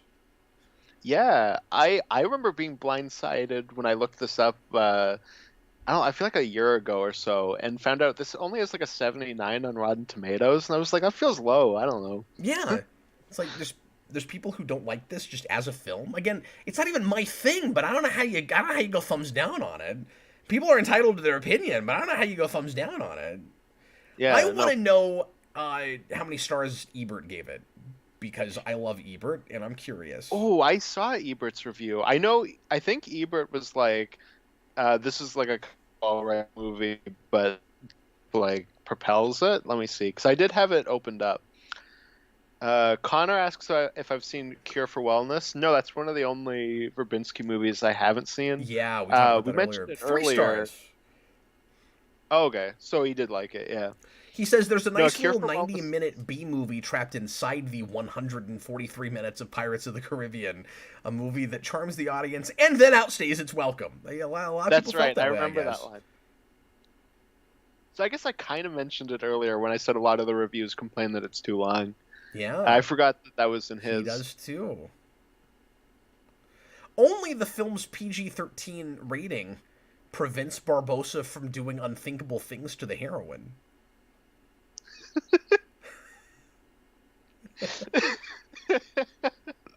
That's really funny. He's not wrong. Truth be told, she doesn't generate enough fire to explain why these swashbucklers would risk their lives for her. And in close-up seems composed when she should smolder. You know, I can see that. I can see that criticism. I don't know how... Here's what's weird. She's fine. I'm not just saying this because Ebert said it. She's fine. She doesn't shine until she's in that scene in the island with Depp. And then I really like her. Like, they have this really cool chemistry. And I don't mean romantic chemistry, but just as actors. No, they just have, like, a fun dynamic. That she doesn't have with Bloom. Like, they're fine. I don't not see attraction. I don't see the thing with sparks. The thing with Bloom and Knightley in this trilogy is I think you kind of need them, but they're also not, like, brilliantly handled. It's just kind of like this is like pretty all right, but you also can't remove it. Like, it's one of the things that 4 and 5 really struggle with. Look how green that apple is. It's like they went back in post and added color to it. Look at it. He's got like a weird obsession with apples. Like, he's Jeffrey Rush is constantly holding apples in this movie. Yeah, and well, he even talks about there's a place where he's like, when we get out of this, I'm gonna eat like a whole bushel of apples, and he just stops everything, and the camera just sits on him. It's weird. He's like, remember when movies used to have weird moments? Yeah, weird, but I liked it. Yeah, it's really strange. He's like Ryuk from Death Note. Like, I like this moment here where Jack you know about Hansen that? is Ryuk the apple. Shimigami? Yeah. Is this apple obsession? Yeah. Yeah. No, I like that little moment where Jack hands him his apple and it's half eaten, and he looks down in disgust and just throws it over the ship. That's awesome. You know what? That feels like a line that should have been trailer fodder, but probably wasn't. Where she rushes in and goes, "It's the fastest ship in the Caribbean!" I feel like that should have been in all the trailers. Well, we're coming to See, one of the she's not a glorified extra. She's got more lines. That's fair, no. Come on. I was exaggerating. She's my favorite actress now. And you're like, I wish she was there as the female lead instead of Keira Knightley. She should be in Knightley's role. I'd see that more. I'm completely joking. She's not my favorite actress. I just like her now. I think we're getting to one of the big trailer lines, which is when he yells, "Stop blowing holes in my ship." I feel like that was one of the big. Oh, maybe it was. Yeah. There's also a part of me that wants to see like Diddy and Dixie Kong show up. Oh, for sure. Right? Yeah, they could jump on all those barrels they're throwing out. Well, but also, do you remember the second game has this whole pirate motif? Yeah. Because of K. Rool at the end of the first one, and then they just based the whole second game around the sea theme and the pirate theme. And now that I'm going back to this and really liking this again, every time I go back to Donkey Kong Country 2, I'm going to be thinking this movie. Like, yeah. No, I wish I had that as a kid, because I would have been obsessed with the pirate aspect of that game. Bob the Hunt, $5 super chat. Also, nobody expected this to be good because it's based on a ride. People had that, they'll make a movie out of anything mentality about it. Yeah, I'm sure they did. I mean, again, at the time, sorry, I'm distracted by the fact that for some reason your box is shaped wrong, is like bigger than my box. And I don't know how that happened. My box is bigger than your box, and it works. It now. But like I said, at the time, I didn't even know this was based on a ride. But yeah, I bet people were saying that. Was it like Battleship? It's like, really? Yeah, made a movie out of Battleship? They'll make a movie out of anything. But I would think more people would just be like, yeah, why don't we make movies about pirates? Yeah. Like, it's just like a kind of forgotten thing.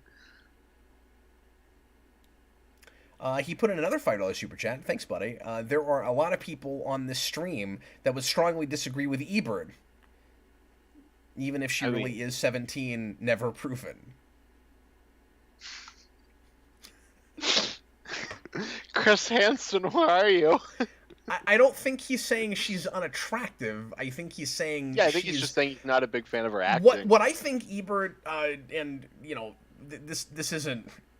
It's not fair to read into other people's reviews, of course, but I think what he might be latching onto is a lot of things about this movie feel kind of old Hollywood. So she needs to feel more like an old Hollywood actress that has like the smoldering eyes and We need knows Aunt how to really Susie in own a this scene. movie. And she is, and I didn't think of this until now, but she is as contemporary of a choice as Bloom is. Yeah. No, she absolutely is. No, we need Aunt Susie in this movie. That's what we Yes. need. It's like Lois Lane in Superman Returns. It was just the wrong pig. Yeah. Yeah, and I like her well enough in this. Like I said, with both her and Bloom, it's they're both just kind of fine. Um, Okay, but I don't know why they had her stare exceptional. directly into the camera in that shot. She also can't pronounce fire. I don't know. Sorry, that is legitimately funny when he says that. I forgot to mention when we got to this part, but she cannot pronounce fire, Ugh. and all Ugh. three of these movies have her pronounce it constantly. The fork in the eye thing. It's like. Oh, I love that. And see, that's why that kind of stuff is in Lone Ranger, where you got the weird henchman guys with the one that's like wearing a bonnet all the time and all of that. And like These that, two that obviously... characters, Pintle and Ragetti, are absolutely characters that they tried to remake in Lone Ranger. Yeah. There was to something not kind of as creepy good. and more mean-spirited about it in that context. I think some of it's just context. And I also think those two characters work as like comedic relief side villains in this movie, where they can be creepy when they need to be, but they're also like they are scary to Keira Knightley's character, but like if Jack Sparrow were to run into them, like they're goofballs because they're so beneath him. And they're used sparingly enough. Mhm. Like, he knows not to put them on screen too much. Yeah, absolutely. Okay, so here's a silly, superficial reason, if I can psychoanalyze myself for a moment, that when I was a kid, maybe I didn't care about pirates as much. Yeah. Because I was always a big science fiction kid, and I love Star Trek. And when you have when you have ship battles in Star Trek, they're like pretty far apart, and they're like shooting phasers, and they're shooting photon torpedoes, and they're flying around each other and stuff. And when you get a ship battle in a pirate movie, they line each other up right next to each other, and they pull out the cannons, and they go boom, boom, boom, boom, boom, boom, boom. And you can't have any, like,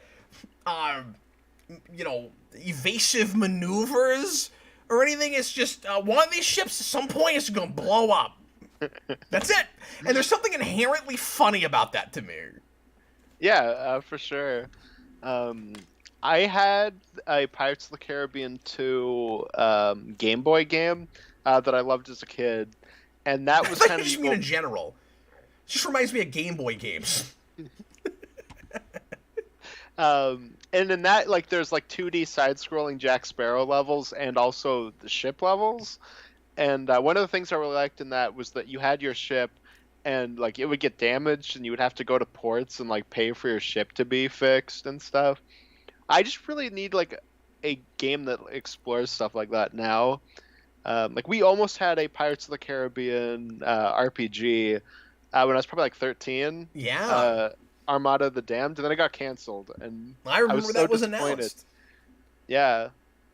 Jedi Knight says, so who would you prefer, Amy Adams? At the time, I'm not sure. Yeah, it's I don't know, because I think they're both just kind of fine that I'm like, I don't need them to be recast. The problem is I would need both of them to be recast. Like, I don't know who And I'd I would put recast with Bloom Bloom besides before her. Like, it's fine. Yeah. But I almost just want to go back in time and pull somebody from, like, the 1950s, you know? Like... Yeah. And I feel like I would recast Orlando Bloom before I recast Keira Knightley. Yeah, that's fair. But I also think they're both fine. Like, I don't think either of them are giant weak links. They're just not as good as Rush or Depp.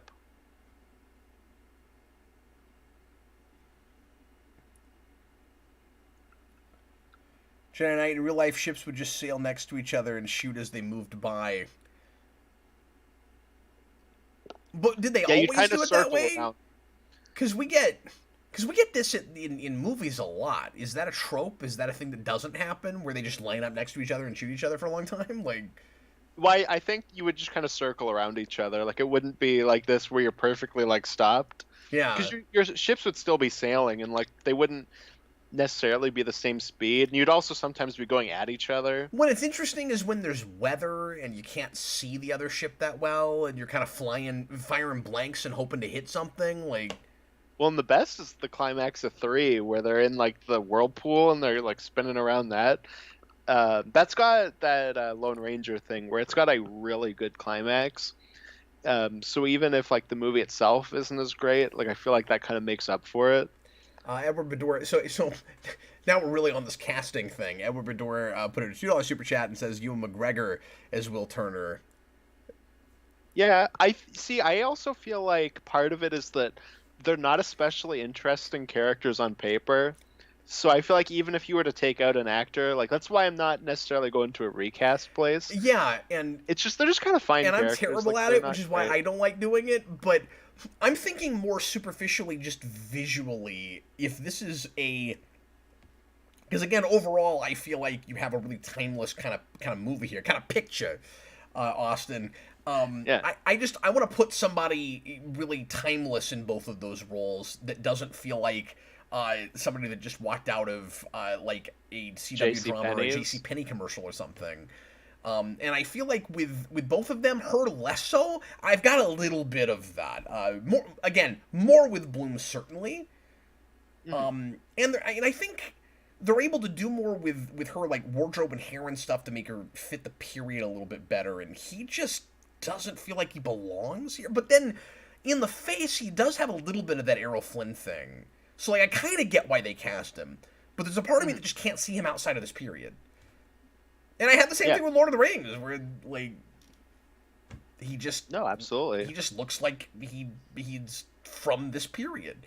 Well, in Lord of the Rings, he's also like just a side character, so it also helps. Well, here he's the protagonist, or at least a co-protagonist. That's true, but they like to do these big close-up, these dramatic close-up shots for the girls that are swooning over him. Yeah, because they were absolutely doing that. I was there. Don't tell me it didn't happen. It happened. I was there. No, it's because all the girlfriends and wives were like, "This is boring." Oh, there's a shot of Orlando Bloom. Okay. Lucas Green, does Elizabeth feel like a fleshed-out character or a plot device for the other characters? No, I'm just gonna keep going back to that island scene. She's not a person to me till that, and then I really like that bit. But and I think they do a good job of fleshing her out more in the sequel. She's got a bit of that Sarah Connor thing where she's not exactly a damsel in distress, but she's more so in that kind of vein in this movie, and then she's like tough in the sequels. She's proactive. I like that she's running all over the ship during that battle scene, just screaming at people. That's pretty great.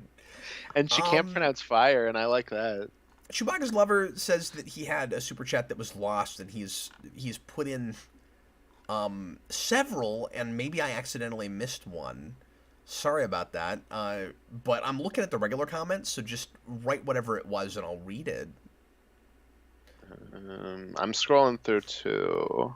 I scrolled up to as far as it'll let me go, and I don't see anything we didn't read. Yeah, I got there too. Everything else I'm seeing from him we read already. So yeah, just put it in the comments. Jedi Knight Will Turner is an everyman, meant to anchor the audience while they learn about Sparrow. But the movie's also about him. Mm-hmm. No, he's kind of more your typical like hero's journey character. So the guy I'm creeped out by, that's his best bit, where he goes too long. He's so impatient. He's got to kick her off the plank. No, I love that part. It's great. I also love when Jack tries to haggle for 2 pistols, and then they just throw all of his stuff off the boat. So he has to dive for it. That was pretty great.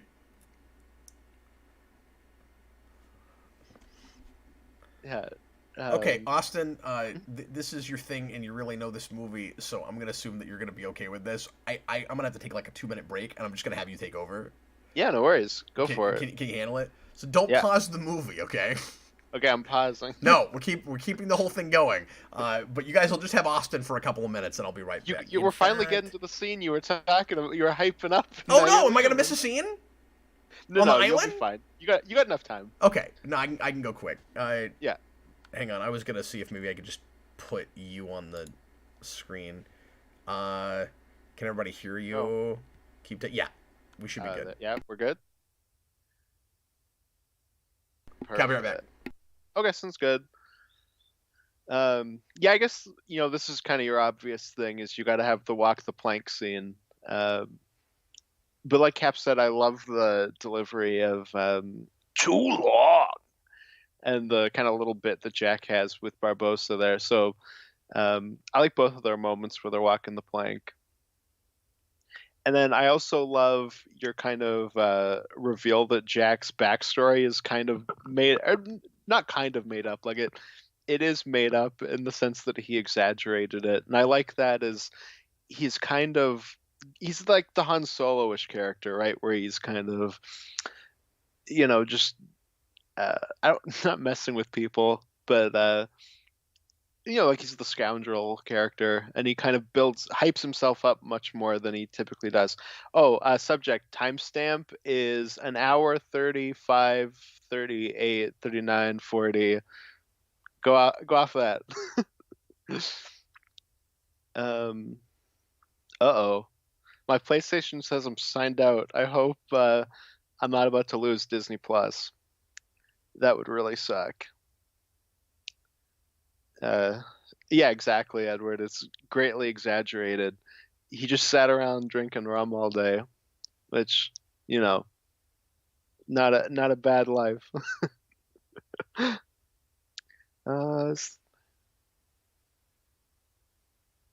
Robert Wild. No, I don't think there is a single shot of sea turtles in this series.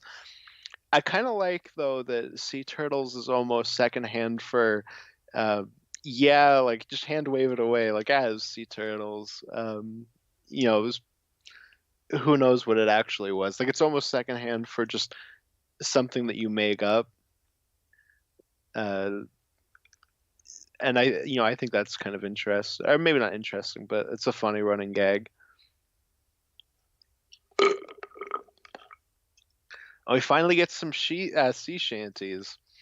So I've been listening to not just the soundtrack for this movie, but just sea shanties all week, and it's awesome. I love that stuff.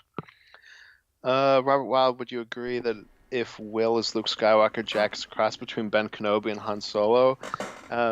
Yeah. I didn't have the Ben Kenobi thing, but yeah, I guess technically, because he's your kind of connection to the villain plot, and he and Barbossa are connected in that same way.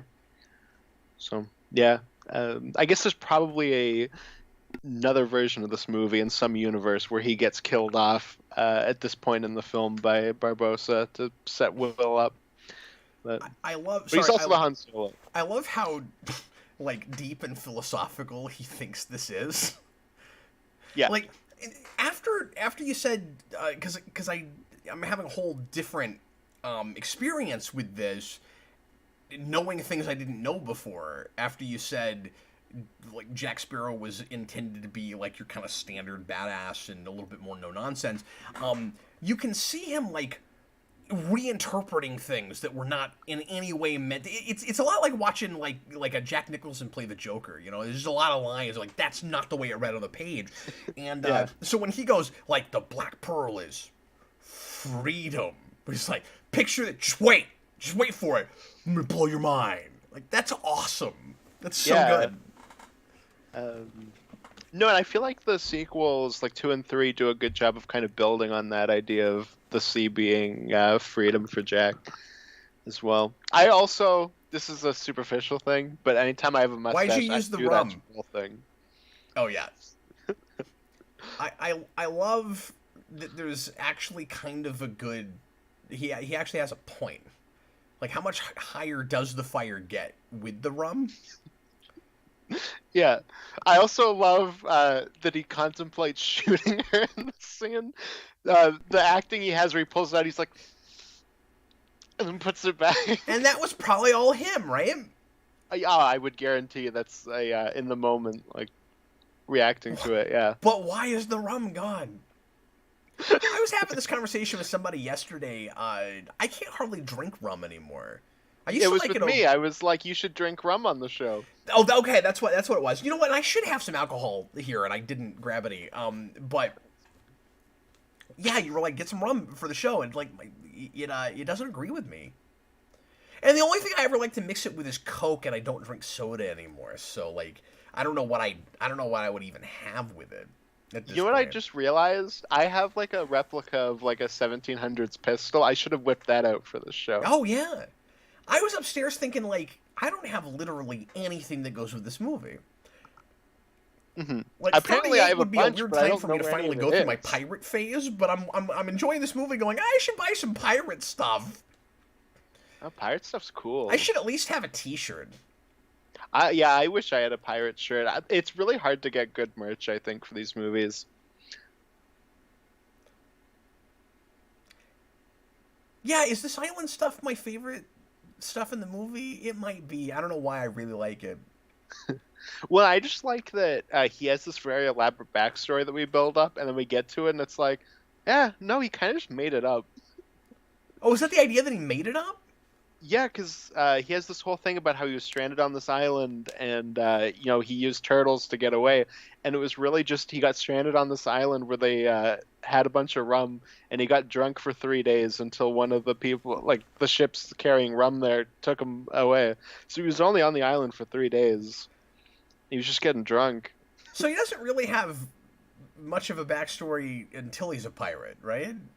Or until he's like, he's always a pirate, but until he's like the captain of the Black Pearl. Like I guess his whole thing is just I lost my ship. Hmm. Yeah, well, and I like that Because the I was talking island earlier thing. about tragic backstory, but does he really have one? Am I? Well, we don't really know. Like, there's not really like a good idea of what it is. But I like that, um, Jack is a charlatan, and his like traumatic backstory is also partly made up. So he's got a little bit of you want to know how I got these scars thing going on. Yeah, well, and there's like a bit of that Star Lord, like I'm Star Lord man thing going on with Jack early on, where they're like, oh, you're this kind of crappy pirate. Uh, Connor, what does that mean? Connor says, "Oh, really? I love rum. I like rum. I'm just saying he doesn't agree with my system anymore. I can't drink it. Oh, really? I love rum. I shoot rum. with a gun. What the hell does that mean? Well, it's like you shoot it, like you Like take a you shot. take shot. I've never heard it conjugated that way. I shoot run. I take shots means I shoot it. Okay, am I gonna break out some whiskey? Because I've got Do some it. right over here. Let's go. Should I do it? I don't have Do any it. really great whiskey. Like I don't even think I care for the whiskey I have, but I could have some. I've Whip got like out an some orange cap- whiskey, and I have I have like a Star Trek Captain Kirk whiskey that's in a really cool bottle that Jeffrey gave me like 2 or 3 years ago. That's a captain thing you could do. If you have Jack, that works But I too. don't like the taste of it at all. Like it's really cool looking. Jeffrey and I both had it, and I don't think he loved it either. But I can't Do you have remember Jack now. Daniels? Jeffrey Patron. What? You don't know Jeffrey? You don't know Jeffrey?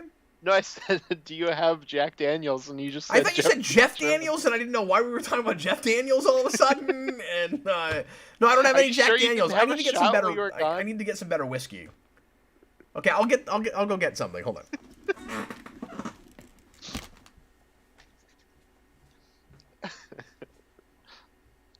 Perfect time, right for the climax.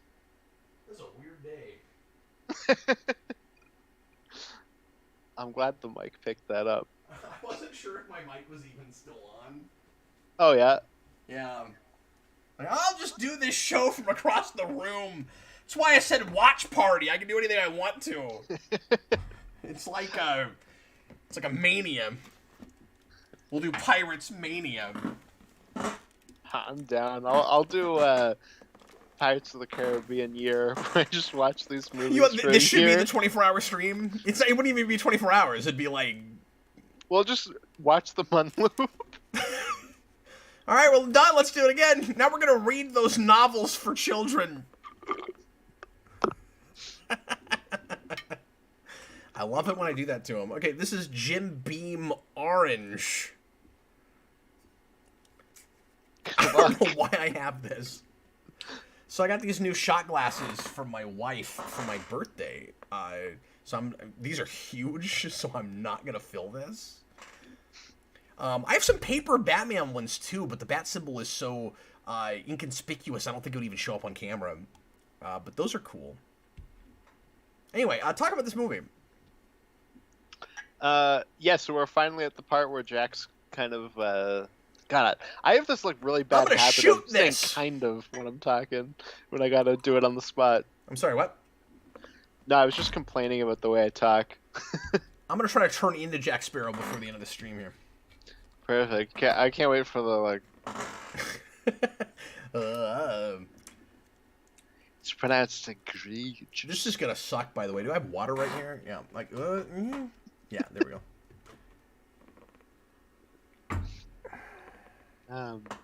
No, I like that Jack is kind of. God, I did it again. What did you do again?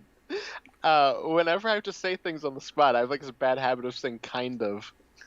Oh, it's like like a filler thing. That? It's a filler phrase. God, this chair's getting squeaky on me. It's kind of getting. Anyways, I like that Jack Sparrow is, pitting these two groups against each other because they're both antagonistic towards him. It's a good point. Okay, Let's see it. You ready for this nonsense? I probably put too much in here. This looks disgusting. All right, here we go. It's got orange in it. Well, I like orange, but it's weird with whiskey. That's mainly the thing. Is it's like a weird mix. Here. We gonna drink to something? Am I gonna am I gonna say a line? Should I say a Jack Sparrow line? What line should I say? To the pearl. Ah, the pearl. All right, here we go. My drink's empty, so.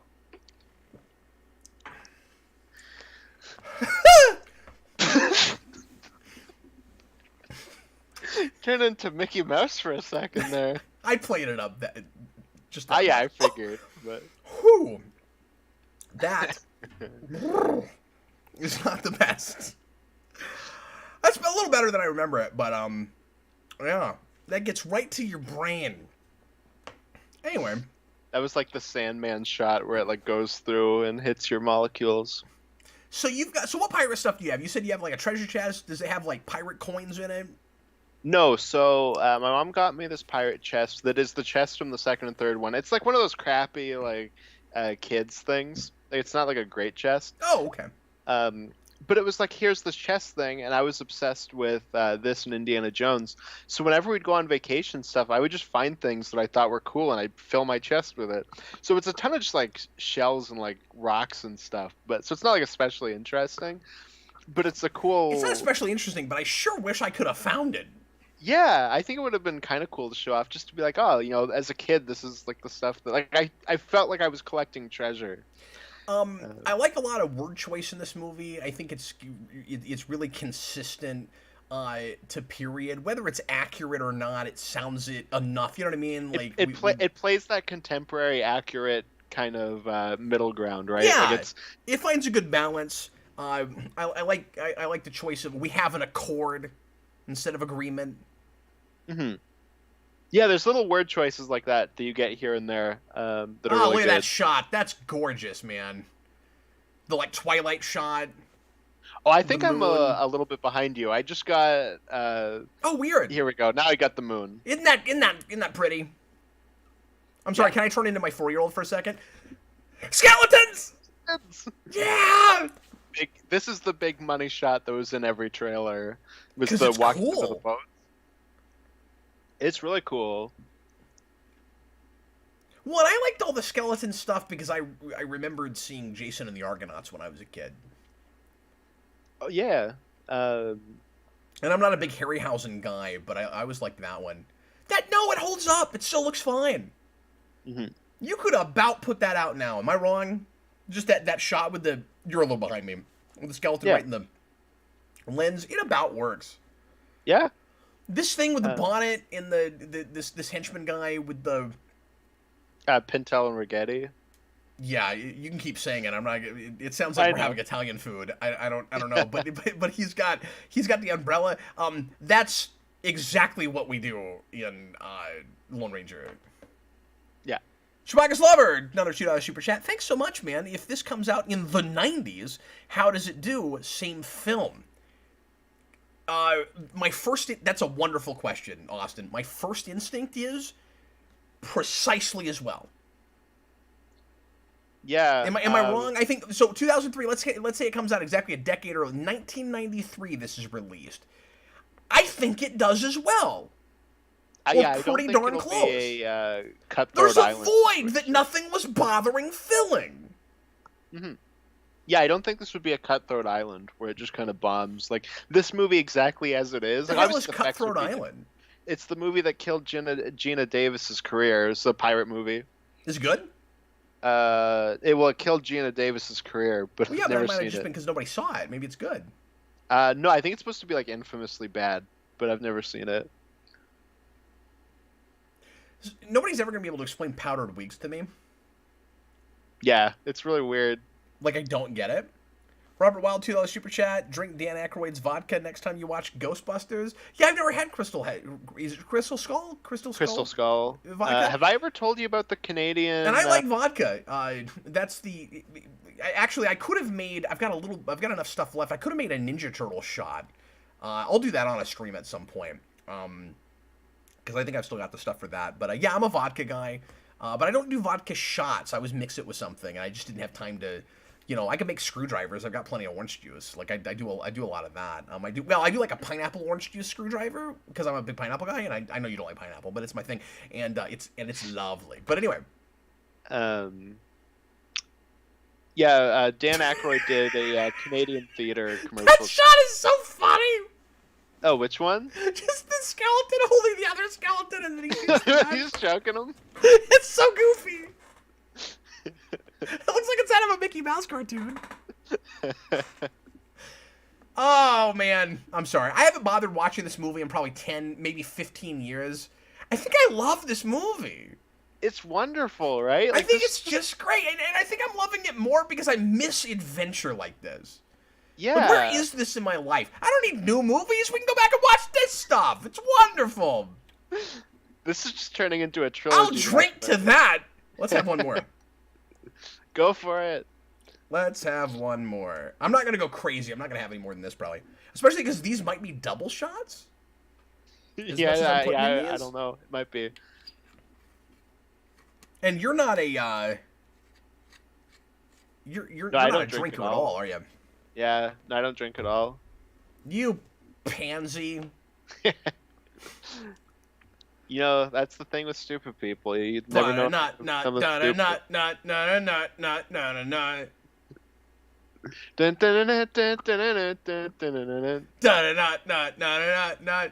The skeletons! I Sword like the fight is great. I like the subtlety of Jack picking up. Look the at his coin eyes, early. man.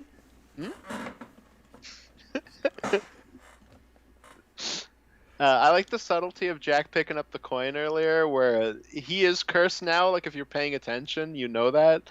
But like as a kid, I never picked up on that. I was rewatching it, so when he gets stabbed, it was like, oh man, like, whoa, like he's dead now, you know. But if you're actually paying attention, you know that he's cursed in this part. It's a great, Yeah, and I just think like a that thing for kids. plays for Yeah. an audience first time out. Yeah. Well, I think especially kids aren't gonna pick up on that detail. Okay, Jedi Knight says, ooh, cake! Jedi Knight says, if Cap wants another adventure film... See, you're like 3 seconds behind me. There was cake on screen. Oh. He should watch The Mummy next. So, there's no Oh, way... There's no way I go back and watch the first Mummy movie with, what's his Brendan face? Fraser. Brendan Fraser, and I have the experience I'm having with this. I liked that movie fine when it came out. I haven't seen it since I was a kid. I don't like younger Brendan Fraser, typically, and the CG in those movies does not hold up. No, not at all. I liked those. Not that that a makes lot them bad. still. I don't know. I don't think I'm gonna go back and have this experience, but No, 'cause this is just a really good movie. And a very timeless movie, I think. I'm not against doing a commentary if enough people are interested in us doing that, though. Because we've Yeah, already I had a couple get people in the that. comments like, yeah, do the Mummy. I haven't seen it forever. I don't know if that would be better as a blind thing or watching it again first. And I Mhm. am really glad I watched this again, especially because now I'm getting drunk. But all right, here we go. What was I drinking? I What? was like, I'll drink to that, and I don't remember what the hell it was. To the Black Pearl. No, we did that in the first place. That Oh, was to the. cake? I don't know. Oh, all right. Well, anyway. To skeletons. Skeletons. There you go. That's a good reason why you got to rewatch this before tonight too, because you got to show it to your kids.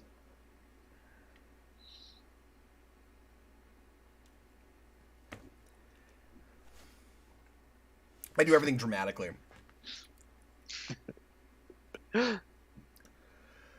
Bleh. That stuff sucks. That's So not do good. you- That's when you're drinking to get drunk, man. But there he goes. There he gets stabbed. Yeah. Oh, man. That's a really great choice. I didn't notice that before. I might have been sleeping.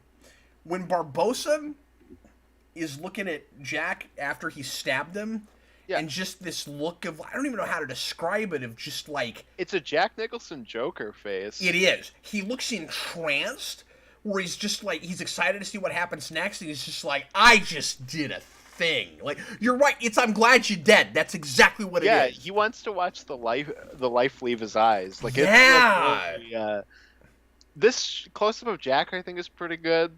I'm past it, I don't know. Huh? I said I'm past it, because I'm Where he's seconds like ahead of you. where he's flicking the coin between his fingers. Oh, yes, that's like, great.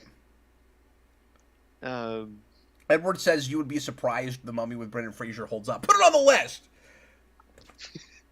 yeah, I liked those movies a lot as a kid. Put it Holds on up the if list. you And then ask are we Bonnie. watching Scorpion King? You know what we should do? Oh, I have an idea. I also loved Scorpion King as a kid. I know, but you know what? I've never seen that movie all the way through. You know what we should do? We should watch What? Scorpion King. You know what I'm gonna say, right? We should watch Scorpion King the week Black Adam comes out. There you go. That's what we're doing. That's what you're not even gonna get a poll that week, you guys. We're just doing that. Butternut, butternut, nut, nut, nut, nut, nut, nut, nut, nut, nut. The Scorpion King also has a scene that's in The Lone Ranger. Does it really? What is it?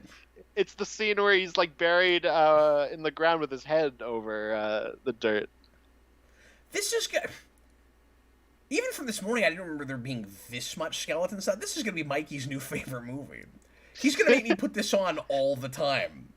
I wonder how he's gonna react to the fish people, because it's like fish people in the Robert second. Wild's so excited we're gonna do Scorpion King. Scorpion King's had his lead up for Black Adam. Yes, no, we're doing it. That's not I even loved me Scorpion saying King as maybe a we kid, should. so- We're freaking doing that. It's such a good idea.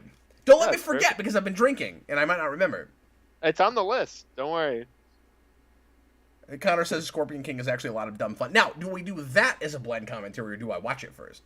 I know that movie really well, so Do you really? either way, I saw it enough times as a kid that I have like a play-by-play of that movie These in my people head. look unhappy.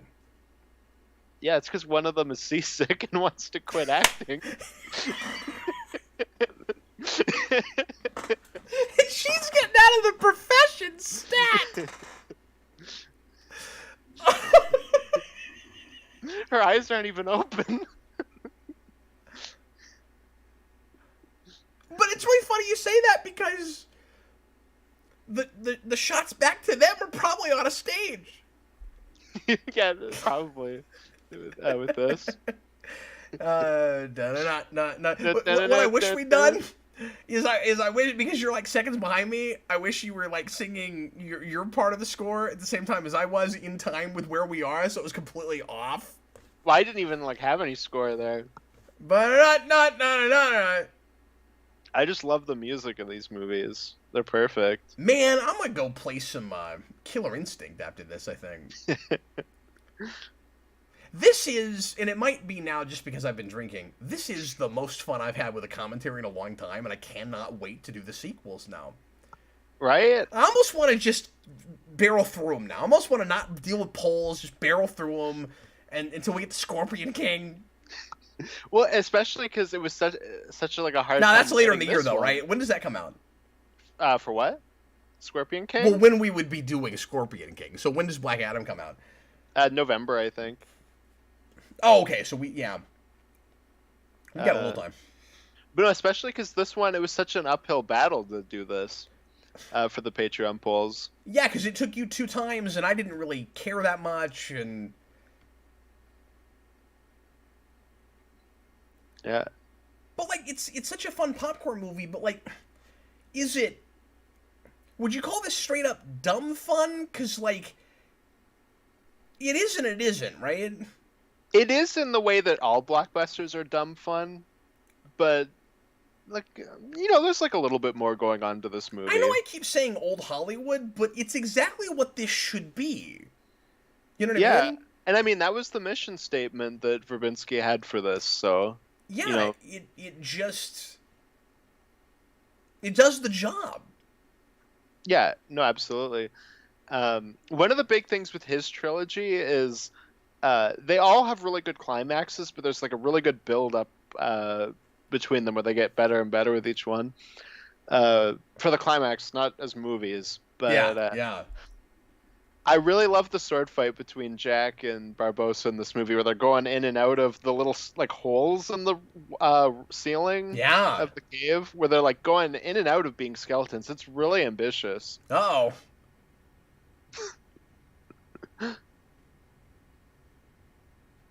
This is that shot where you can tell she did not get shot.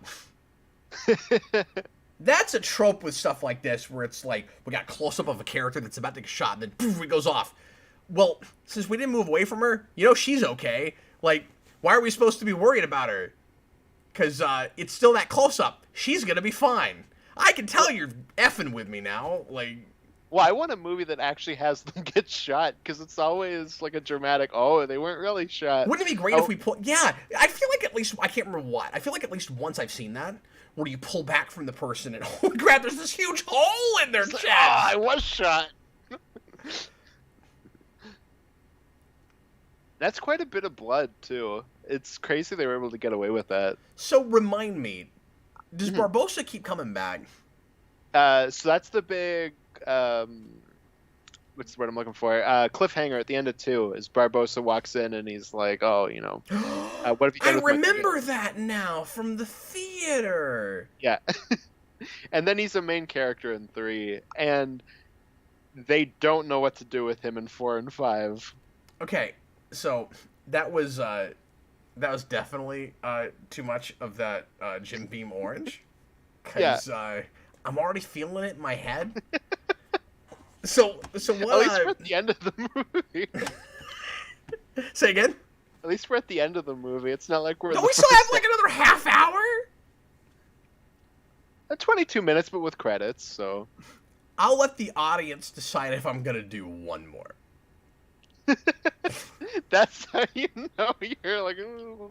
Did you notice I can't even get my finger to the camera? I was like, You are starting to do the Jack Sparrow-y like. Yeah. I'm gonna wait probably 5 minutes before I have it, but I'm gonna see what the audience says. I'm gonna do one more. Well, you just know everyone's gonna go one more, one more, one more. It's drunk cat. We'll see if they want me to be a responsible adult or not. Yeah, it's really weird, Cap, with Barbossa is that by 4 they make him like a one of the British Navy soldiers. He's like a captain of one of their ships. What? Yeah, they don't know what to do with that Isn't character. he undead? No, not after 2. So he comes back to life like a living normal person? Yeah, exactly. Oh. Is No, there an he's just a guy. explanation that Yes. makes sense? They don't get into it too much, but there is an explanation for it. Oh, that's weird. And he has a peg leg in 4 and 5. That must be no fun for that actor. Probably not. He had to be the villain, and I'm gonna kill you, I'm gonna shoot the girl, and then I'm a Navy soldier. That's Yeah, and he has to boring. wear the like powdered wig, and he's got a peg leg. It's real weird. Okay, so here's what I'm seeing. Edward Bedore, oh, you're gonna do it. Angel, do one more, Cap. Robert Wilde, do it. I Cap. told you. Subject, do it. Hold on. This is great. This is great. Robert Wilde, come on, it's right there. Do it. It's Michael Reed. Do it. But all the way toward the top of all of that, Lucas Green. You probably shouldn't, Cap. It's because he's green with envy. Now, this is a scene right out of Robin Hood. And he has that like big elaborate Three Musketeers costume. It's awesome. It's like, we get it. Have you ever seen the Errol Flynn Robin Hood? No, I need to. That movie is wonderful, and the remaster, the transfer for that, is ridiculous how cleaned up that is. That movie's what, 39 or something? I'm not sure. When does that come out? I think it's late 30s, early 40s. I think it's late 30s. And I'll look it up to make sure in case I'm saying something stupid. And then I can blame everything on drinking too much, which is awesome. But it looks like the film quality, it came out last Wednesday. It's ridiculous. That's awesome. It's ridiculous. Okay, Errol Flynn, Robin Hood, 38. Oh, somebody said in the That comments comes out right the same said time. it. Oh, good job. Thanks, guys. The same time that Superman is a thing. I really shouldn't have another one of those. It's so in my head right now. Like, Yeah. Ah. and I'm never drinking this crap again because it's not good. Well, I say that, but then at some point I'll be like, well, I mean, there's half a bottle left. Vince liked it. I had him over at one point and bought that for a party. And that's where I got it. I bought it for a party. I don't know why I bought orange. And he was like, this is pretty good. And I was like, God, and I almost spit it out. That's called, well, I was going to say setup and payoff, but I guess it's more just like a running gag, right? Where, like, she has the corset and she faints. I guess it's more so, yeah, because she does have the one line in the climax about it. Well, she just fainted again, is what I'm saying. No, I know, because but she's just distracting them. Yeah. Okay, I'm an idiot. I did not pick up on that this morning. I thought that she actually fainted again. No, because she knows. Okay, in that case, it is set up and payoff. Yeah. It's absolutely set up and payoff. In fact, that's her being proactive and being having ingenuity and being resourceful. Yeah. Good job. I also like. There's a bit of false setup and payoff where Jack at the beginning's in the prison and they show him like how to break the bars open, and then he can't do that when he gets under the Black Pearl because they're a different type of lock. Oh, that's good. Ugh. Oh, that flip when he flips over the thing is awesome. My stomach feels weird. It's because it was orange. Robert Wild, I'm trying to get Cap drunk enough so I can get him to give me a Super Shredder Funko Pop. Don't tell him. You can't have my Super Shredder. I shouldn't even pick this up right now. I'm going to frickin' drop it. You can't have him. But I like his big smile. Yeah, but I'll make y'all jealous of him by putting him right up against the camera you wanted. This has nothing to do with this movie. I'll drink to Robert Wilde not getting my Super Shredder. It's probably still at GameStop. That was a GameStop exclusive. Exclusive? I can't even talk now. This is bad. Why does he have a handle on his head? I don't know. It's like Orlando Bloom's feather. It's just there because it's cool. I like that when I don't they're even think I flipping can around. pass like a walking test right now. Probably not. Somebody sent another super chat. I didn't see that. Chewbacca's lover sent another super chat. They're just going in the ether, I guess. Oh, I'm sorry. I missed that one. Chewbacca's lover. Hold on. Oh, my God. I'm glad this movie's almost over. This is becoming a problem. Okay. Johnny Depp was only able to his unorthodox performance. You're missing a word there. Because one guy, studio, you're missing another word there, fought to allow it. Everyone else was dead set against. Against. Well, it's a good thing that it worked out the way it did because this movie is wonderful and you needed Yeah. Johnny Depp to make that happen. But so it's just one guy that wanted it. That's really interesting. I assumed it was the other way. I assumed it was one producer. No, I think it was like kind of everybody was looking at him like, "You're ruining this movie." Yeah, no, that's what happened on the set of Ragnarok. That's different. Yeah. Oh, we're coming up to one of my favorite Depp moments in this, where he's like halfway through his line and he trips backwards. Because people ask me to, and also because I want to get as much like Jack Sparrow by the end of this movie as humanly possible. I'm gonna be Jack Sparrow. Oh, that's great. I wanted to see you do that, Cap, at the end of this. Swim on camera? Huh? People really swim on No. camera? Where you get up and you're like, this is the end of the show, and then you fall off your chair. I'm just gonna lay on the floor going da da da da da da da da da da da. Whew. Chewbacca's Lover, thank you so much for the super chats, buddy. Robert Wilde, Black Adam comes out in October. Oh, okay. I thought it was November. That's kind of weird. It's Michael Reed. This commentary is the tale of Captain Logan. Robert Wilde, this was a huge success for Jerry Bruckheimer. You know what's funny? I can never remember the name of the director of this movie, but I always have Jerry Bruckheimer in my head, because when this came out, all over the trailers, from producer Jerry Bruckheimer. And, like, I always remember that. Oh, With Jerry these movies Bruckheimer was huge specifically. right here. What? Yeah, Jerry Bruckheimer was huge, like, at this time. For, like, just, like, summer blockbuster stuff. So this is number 3, but it might be more like 6. Because I think these are kind of a little bit too big, a little doubly. As well. Oh, my. You start. You'll never know how much I'm playing this up, by the way. Like, you'll Yeah. never know how much of this is Cap's actually getting that drunk. Or I know how to act it. Because I'm pretty good at playing drunk. You're just a really good Elvis. You'll never know. We're going to review that. Yep. I pre-ordered my copy. It comes out In a on week Tuesday. or two. We're going to do that. Oh, they're kissing. I better drink this. Hold on. I'm going to drink to half decent love story. Okay. Yeah. Not the best part of this movie, but solid. You need to have it. The swooping shot where we go back is awesome, though. And I love that her dad just is, like, awkwardly standing there. The water flying off his costume is cool. And I can't decide if they, like, decided on that shot and tried to figure out how to do it, or if it just worked out that way.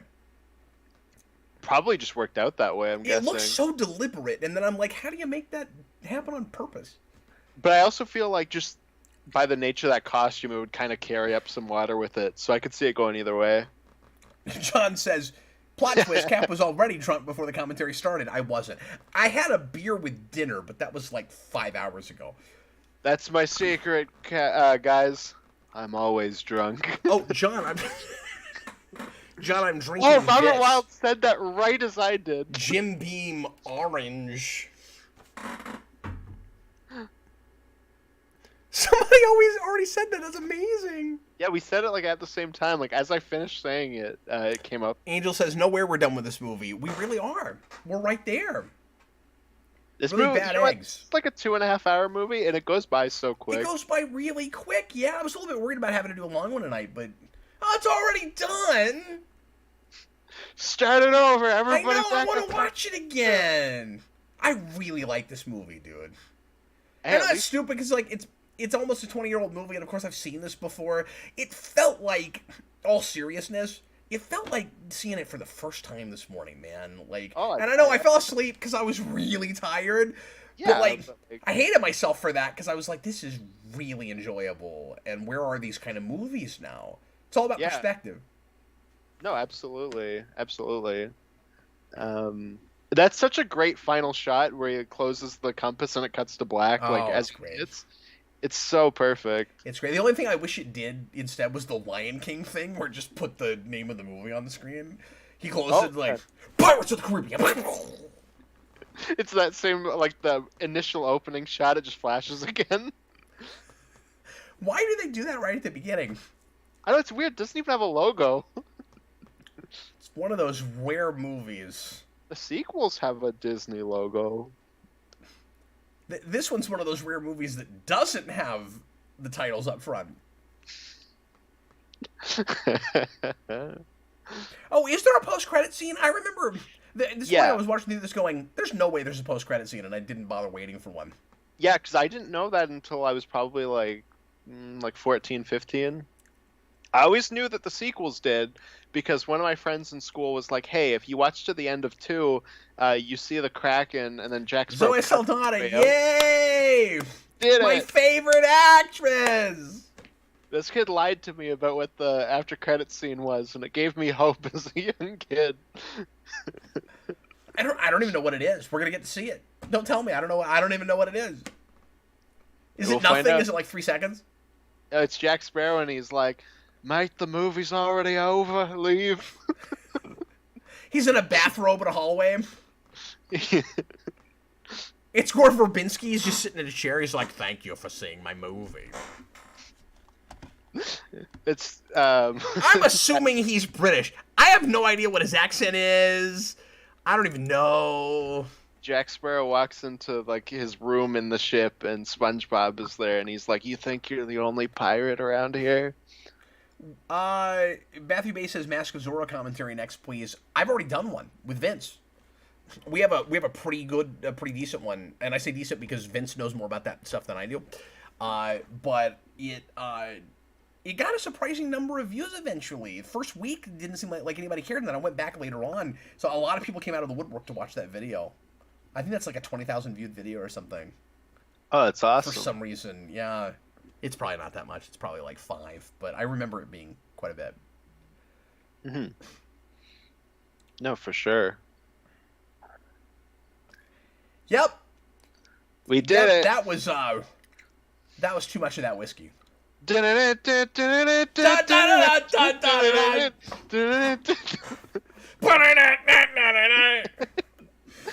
need a pirate shirt. On an electric guitar. I want one real bad now. Say that again. Said it's Slash playing the theme on an electric guitar. Yeah. It was like,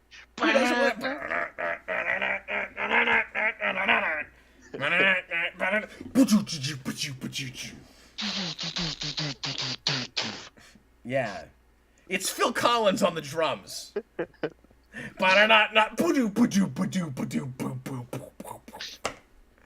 Doesn't even make sense. No, but it works. It works. Oh, when I drink too much, I just start being loud. You'll still never know how much I'm playing this up, by the way. That's fine. This was really fun. I love this movie. No. I love it so much. It might be one of my new favorite movies that I saw 18 years ago when it came out, and then hardly ever again. I'm glad it wasn't like oh, Austin, why did you make me watch this? Like, I don't care. Don't do that many shots in a half hour, kids.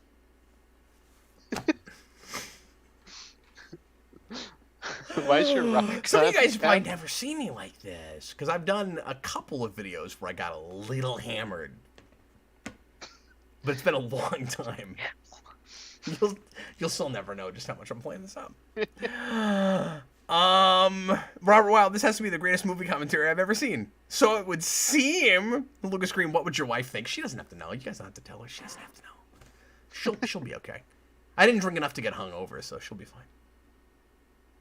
And then you wake up in the morning and she's like Captain Logan, because that's what she calls you. That's what she calls me. She's like, Captain Logan, I watched the video you made last night, and I saw what you did. And I saw. Wait, are we back to Phil Collins again? And I saw what you did. That's the same song. Wait, was that a joke? Was that the whole joke?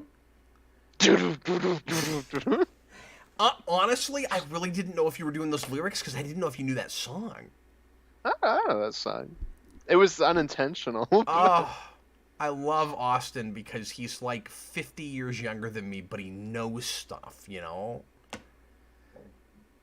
You guys wouldn't believe our age difference. I bet a lot of people have no idea how much younger you are than me. I don't know. I see a lot of people be like, Austin's a fetus. Is it well, and if you shave, you look like a fetus. But is it too personal if I mention the thing? Well, I guess I'm about to do it. The age difference with like me and your mother. No, go Like, for is it. that okay? His mom is Yeah. only like 3 or 4 years older than I am. Like, which is Yeah, only shocking in 4. my brain. Which, I mean, to be fair, my mom was 17 when I was born, so like there is that, but like still, yeah. Yeah, yeah. But still, I can't get my mind around that. Yeah, no, it is pretty Chewbacca, crazy. thank you so much. Chewbacca's lover, $5 super chat. People trashed blockbusters back then, but they were so much better. They suck so hard now. CGI out the butt. And no fun! But And then he says, I'm not crazy! he says while holding a knife in a dark alley. Chewbacca, are you having what I'm having? Is that what's happened? Did you go run out real quick and get yourself a bottle of Jim Beam Orange? I didn't have rum, and I can't really handle rum. Although right now I'm like, I don't know if I can handle this. Like, it's a little acidic. It's a little acidic. Jedi Knight, I'm not as drunk as you think I am. Yeah, I probably am. I'm probably as drunk as you think I am. But I'm just saying, it's possible I'm playing this up more than you'll ever know. It's entirely possible. You don't know. I'm just gonna make... These are really long credits! Is this the first movie with credits this freaking long? Is this the first movie with MCU-length credits? Oh yeah, absolutely. The question you have to ask yourself is this the best commentary we've ever done, or the absolute worst commentary we've ever done? Oh my god, I just had a really stupid moment. There's like a bunch of credits for choir, and I thought it said chore for a second. I was like, look at all these chores they did. Look at all these people scrubbing floors. We got to see some of that in the movie. Oh, you're okay, Chewbacca's lover. I'm sorry for making fun of you. It's Cap's just drunk. He turned into me. Dude, my phone is so bad now as far as autocorrect and stuff. Like, it got at some point there was an update where it just started autocorrecting words to things that weren't anywhere near what I said. Yeah, I hate that. Oh, I hate it, man. Oh, somebody was a teacher in this movie. Like, no joke. The word albatross comes up a weird amount. I'll start writing like a something albatross. Like, what the heck? Why did you think I was trying to say? On what planet am I gonna say albatross? Yeah, when would you ever want to say that? Lucas Green, at least it wasn't a boring commentary. I'm glad your standards are real up there. I really want a t-shirt for this. I keep looking at my Jurassic Park shirt going, I should have had a shirt for this. You're just gonna be like, and just rip it off. Da-da-nut-nut-nut-nut-nut. And it's gonna be a pirate shirt underneath. Robert, wow, this commentary is so dense. There's so much going on. Wait a minute. That was Green Apple. Yeah. It's so green. Yeah. Here comes the monkey. It's green with envy. Really, this whole after credit scene is just this monkey? Yeah. Okay. What's he doing?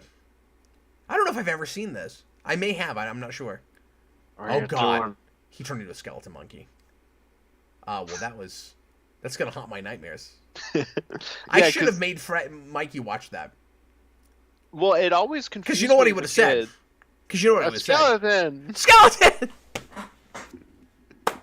We did it! It's all done. Yeah, the monkey's a skeleton in 2 and 3, and it always confused me as a kid because I didn't know about the scene. So I was like, why is the skeleton just fine now? You mean the monkey? Oh, Or, yeah, what did I say? I don't know. I mean, I'm the one that drank. Yeah, the monkey's a skeleton now. See, what's great about this is I get a pass for any dumb thing I say, and it's so much worse for you now because I've been drinking, but you're completely sober. So if you say a thing that makes you sound drunk, it's like, yeah, Austin's an idiot. I know, I just have that thing where I'm like around somebody that's drunk, so it's my mind is now drunk. Chewbacca's lover, I meant I'm crazy for thinking everything sucks now. It's not just me. No, it's just, I'm just going to say slightly hyperbolic because I still see things that I like, but it feels that way sometimes. Hold on, I'll be, whoa. Nice Again, shooting, I'm the one that had the whiskey. Just want to throw that out there. Now we gotta sit here and wait for him. The commentary should be over. This is our crappy after credit scene. Thanks for sticking around long enough for our crappy after credit scene. It's Austin throwing chords. You're just like, movies are different now. I'm not crazy, man. What do you have a gun? I'm not crazy, okay? So let me guess, that's a toy gun and you had to file off the orange thing at the end of it, right? No, it's just like an airsoft gun. Oh, it's an So, airsoft gun. Cool. yeah. I just I used it as a prop used gun. I used one of those for Spawn Year that was silver Prop guns, yeah. in color. And actually, I don't think it was maybe it was airsoft, but it was really. Is yours heavy? Yeah, it is pretty heavy. Okay, it must be the same thing then. Yeah. I had a gun that an airsoft gun for a scene we did in Spawn Year that Tim Lyons lent me, and Tim Lyons was a good friend of mine, passed away 5 years ago. Tim was a little bit of a gun collector, and I called him up and I was like, hey, I know this is a weird ask. Is there any way, obviously no ammo or anything, that I could borrow something? And he was like, well, I've got an airsoft gun, like, that looks really close. Like, let's not do a real one. And I was like, that's a great idea. So he brought that over, and it was perfect, because it looked just like one in the comics. Hmm. Yeah, absolutely. Sorry, I just laughed because I looked down and I saw John Kelling say Austin has to protect his craft dinner, and that killed me. Oh, that makes me hungry. Lucas says you boys had fun playing pirates. I'm afraid at 38 years old I'm about to go through my pirate stage. You I'm walk gonna go back into through Watchmen and I'll be like, you know what? Screw it. I almost said the swear. I am a little dry. I almost said the swear word. I almost said the F word. I'm gonna go back through Watchmen and be like, man, I'm gonna actually freaking read Black Freighter now. you're gonna you're gonna wake up tomorrow, walk into the kitchen, and be like, "Wife, I've decided to become a pirate." I've made two major decisions in my life, Sarah. The first is I'm going to become a pirate. The second is I'm going to delete the commentary I made last night. No correlation. Lucas says, R.I.P. Tim Lyons. Yeah, thanks so much. Appreciate it. Thomas Lowe, he has a wife, right? How is she? She's okay. I haven't talked to her in a little while. I saw her at a party last year, and she seemed good. But yeah, Sarah and I took her to a Weird Al concert that she and Tim were supposed to go to. That they had gotten tickets for, or that they were about to get tickets for, and that was really special. And then, we kept in contact some, but I didn't see her a lot. Mm-hmm. No, for sure. John's He's a Carpathian. comments are gold. Like John Kelling is really one of our like VIPs when it comes to comments. Cap, you've been getting a bunch of tattoos. You are in your pirate phase. That is true. When are you gonna get a Pirates of the Caribbean tattoo, Cap? I mean, I'm not enough in a pirate's phase. So my We'll get like a duo tattoo. Of Pirates of the Caribbean. Dude, don't say that. I'll do it, man. Like if you get the same tattoo I get, I'll totally freaking get a tattoo with you. But what was I gonna say? What was the question? I forgot what we were talking about. You're getting tattoos. You're in your pirate phase. No, there was a thing I was gonna mention. I can't remember what it was. I'm probably gonna get another one in a couple of weeks, though. You know what you should get? Yeah. Diddy Kong jumping on Barbossa's head. I have a sister-in-law who has a giant Kraken tattoo. Oh, that's awesome. And part of the reason that I decided to get my Big Knights tattoo was because she had this huge Kraken. I was like, I want something across my arm like that. That's so freaking cool. And she's got wraps all the way around. Things. It's awesome. Yeah. Mm-hmm.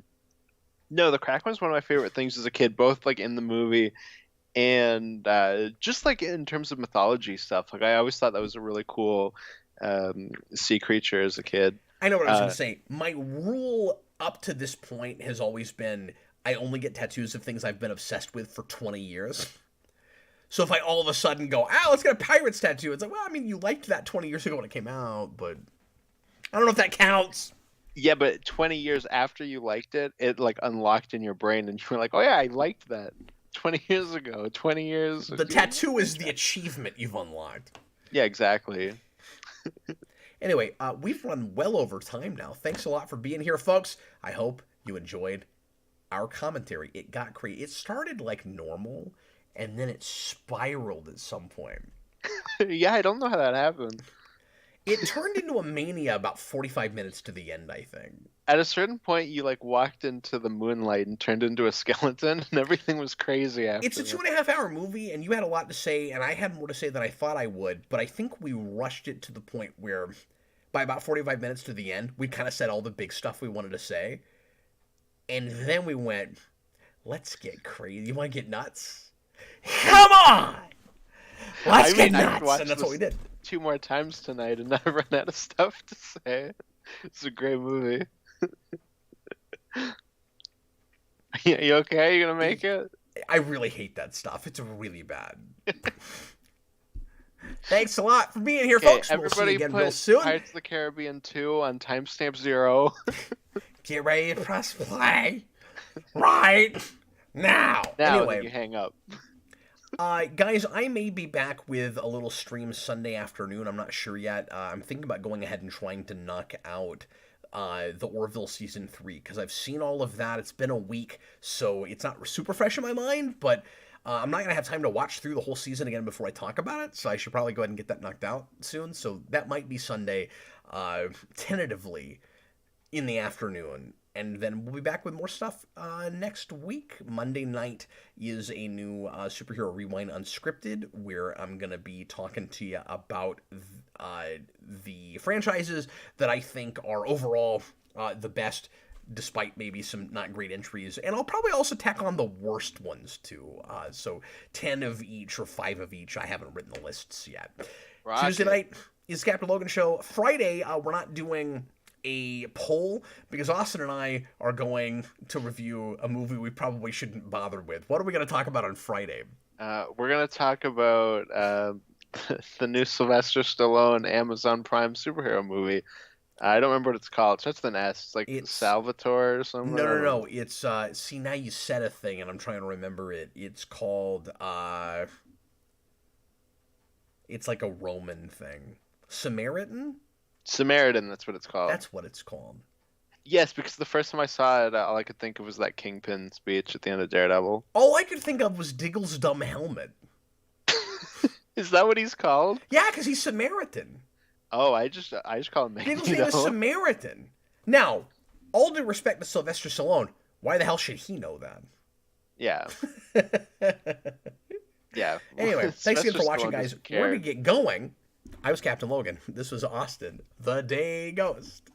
I wish I had a compass. I actually used to have a Jack Sparrow compass. I wish I had it on me. I would have closed it. Okay, it doesn't point north. Where does it point? Do you mean in the movie, or do you mean with the compass I had? Oh, either way. I wondered because it's like it's a compass that doesn't point north. I'm like, but what is it? Nobody ever says. Where does it point? Well, it's really important in 2 and 3. It points to what. It points. This is to how what much you I don't want remember most. those. I saw them one time.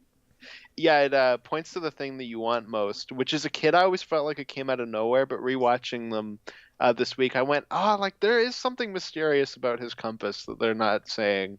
So it like kind of fits. Oh, interesting. Yeah, but the Alright. compass that I had was just like you push a button, it spins around. It was like a stupid kid's one. All right, we'll see you later. Thanks again for being here, folks. Bye, everybody. Bye.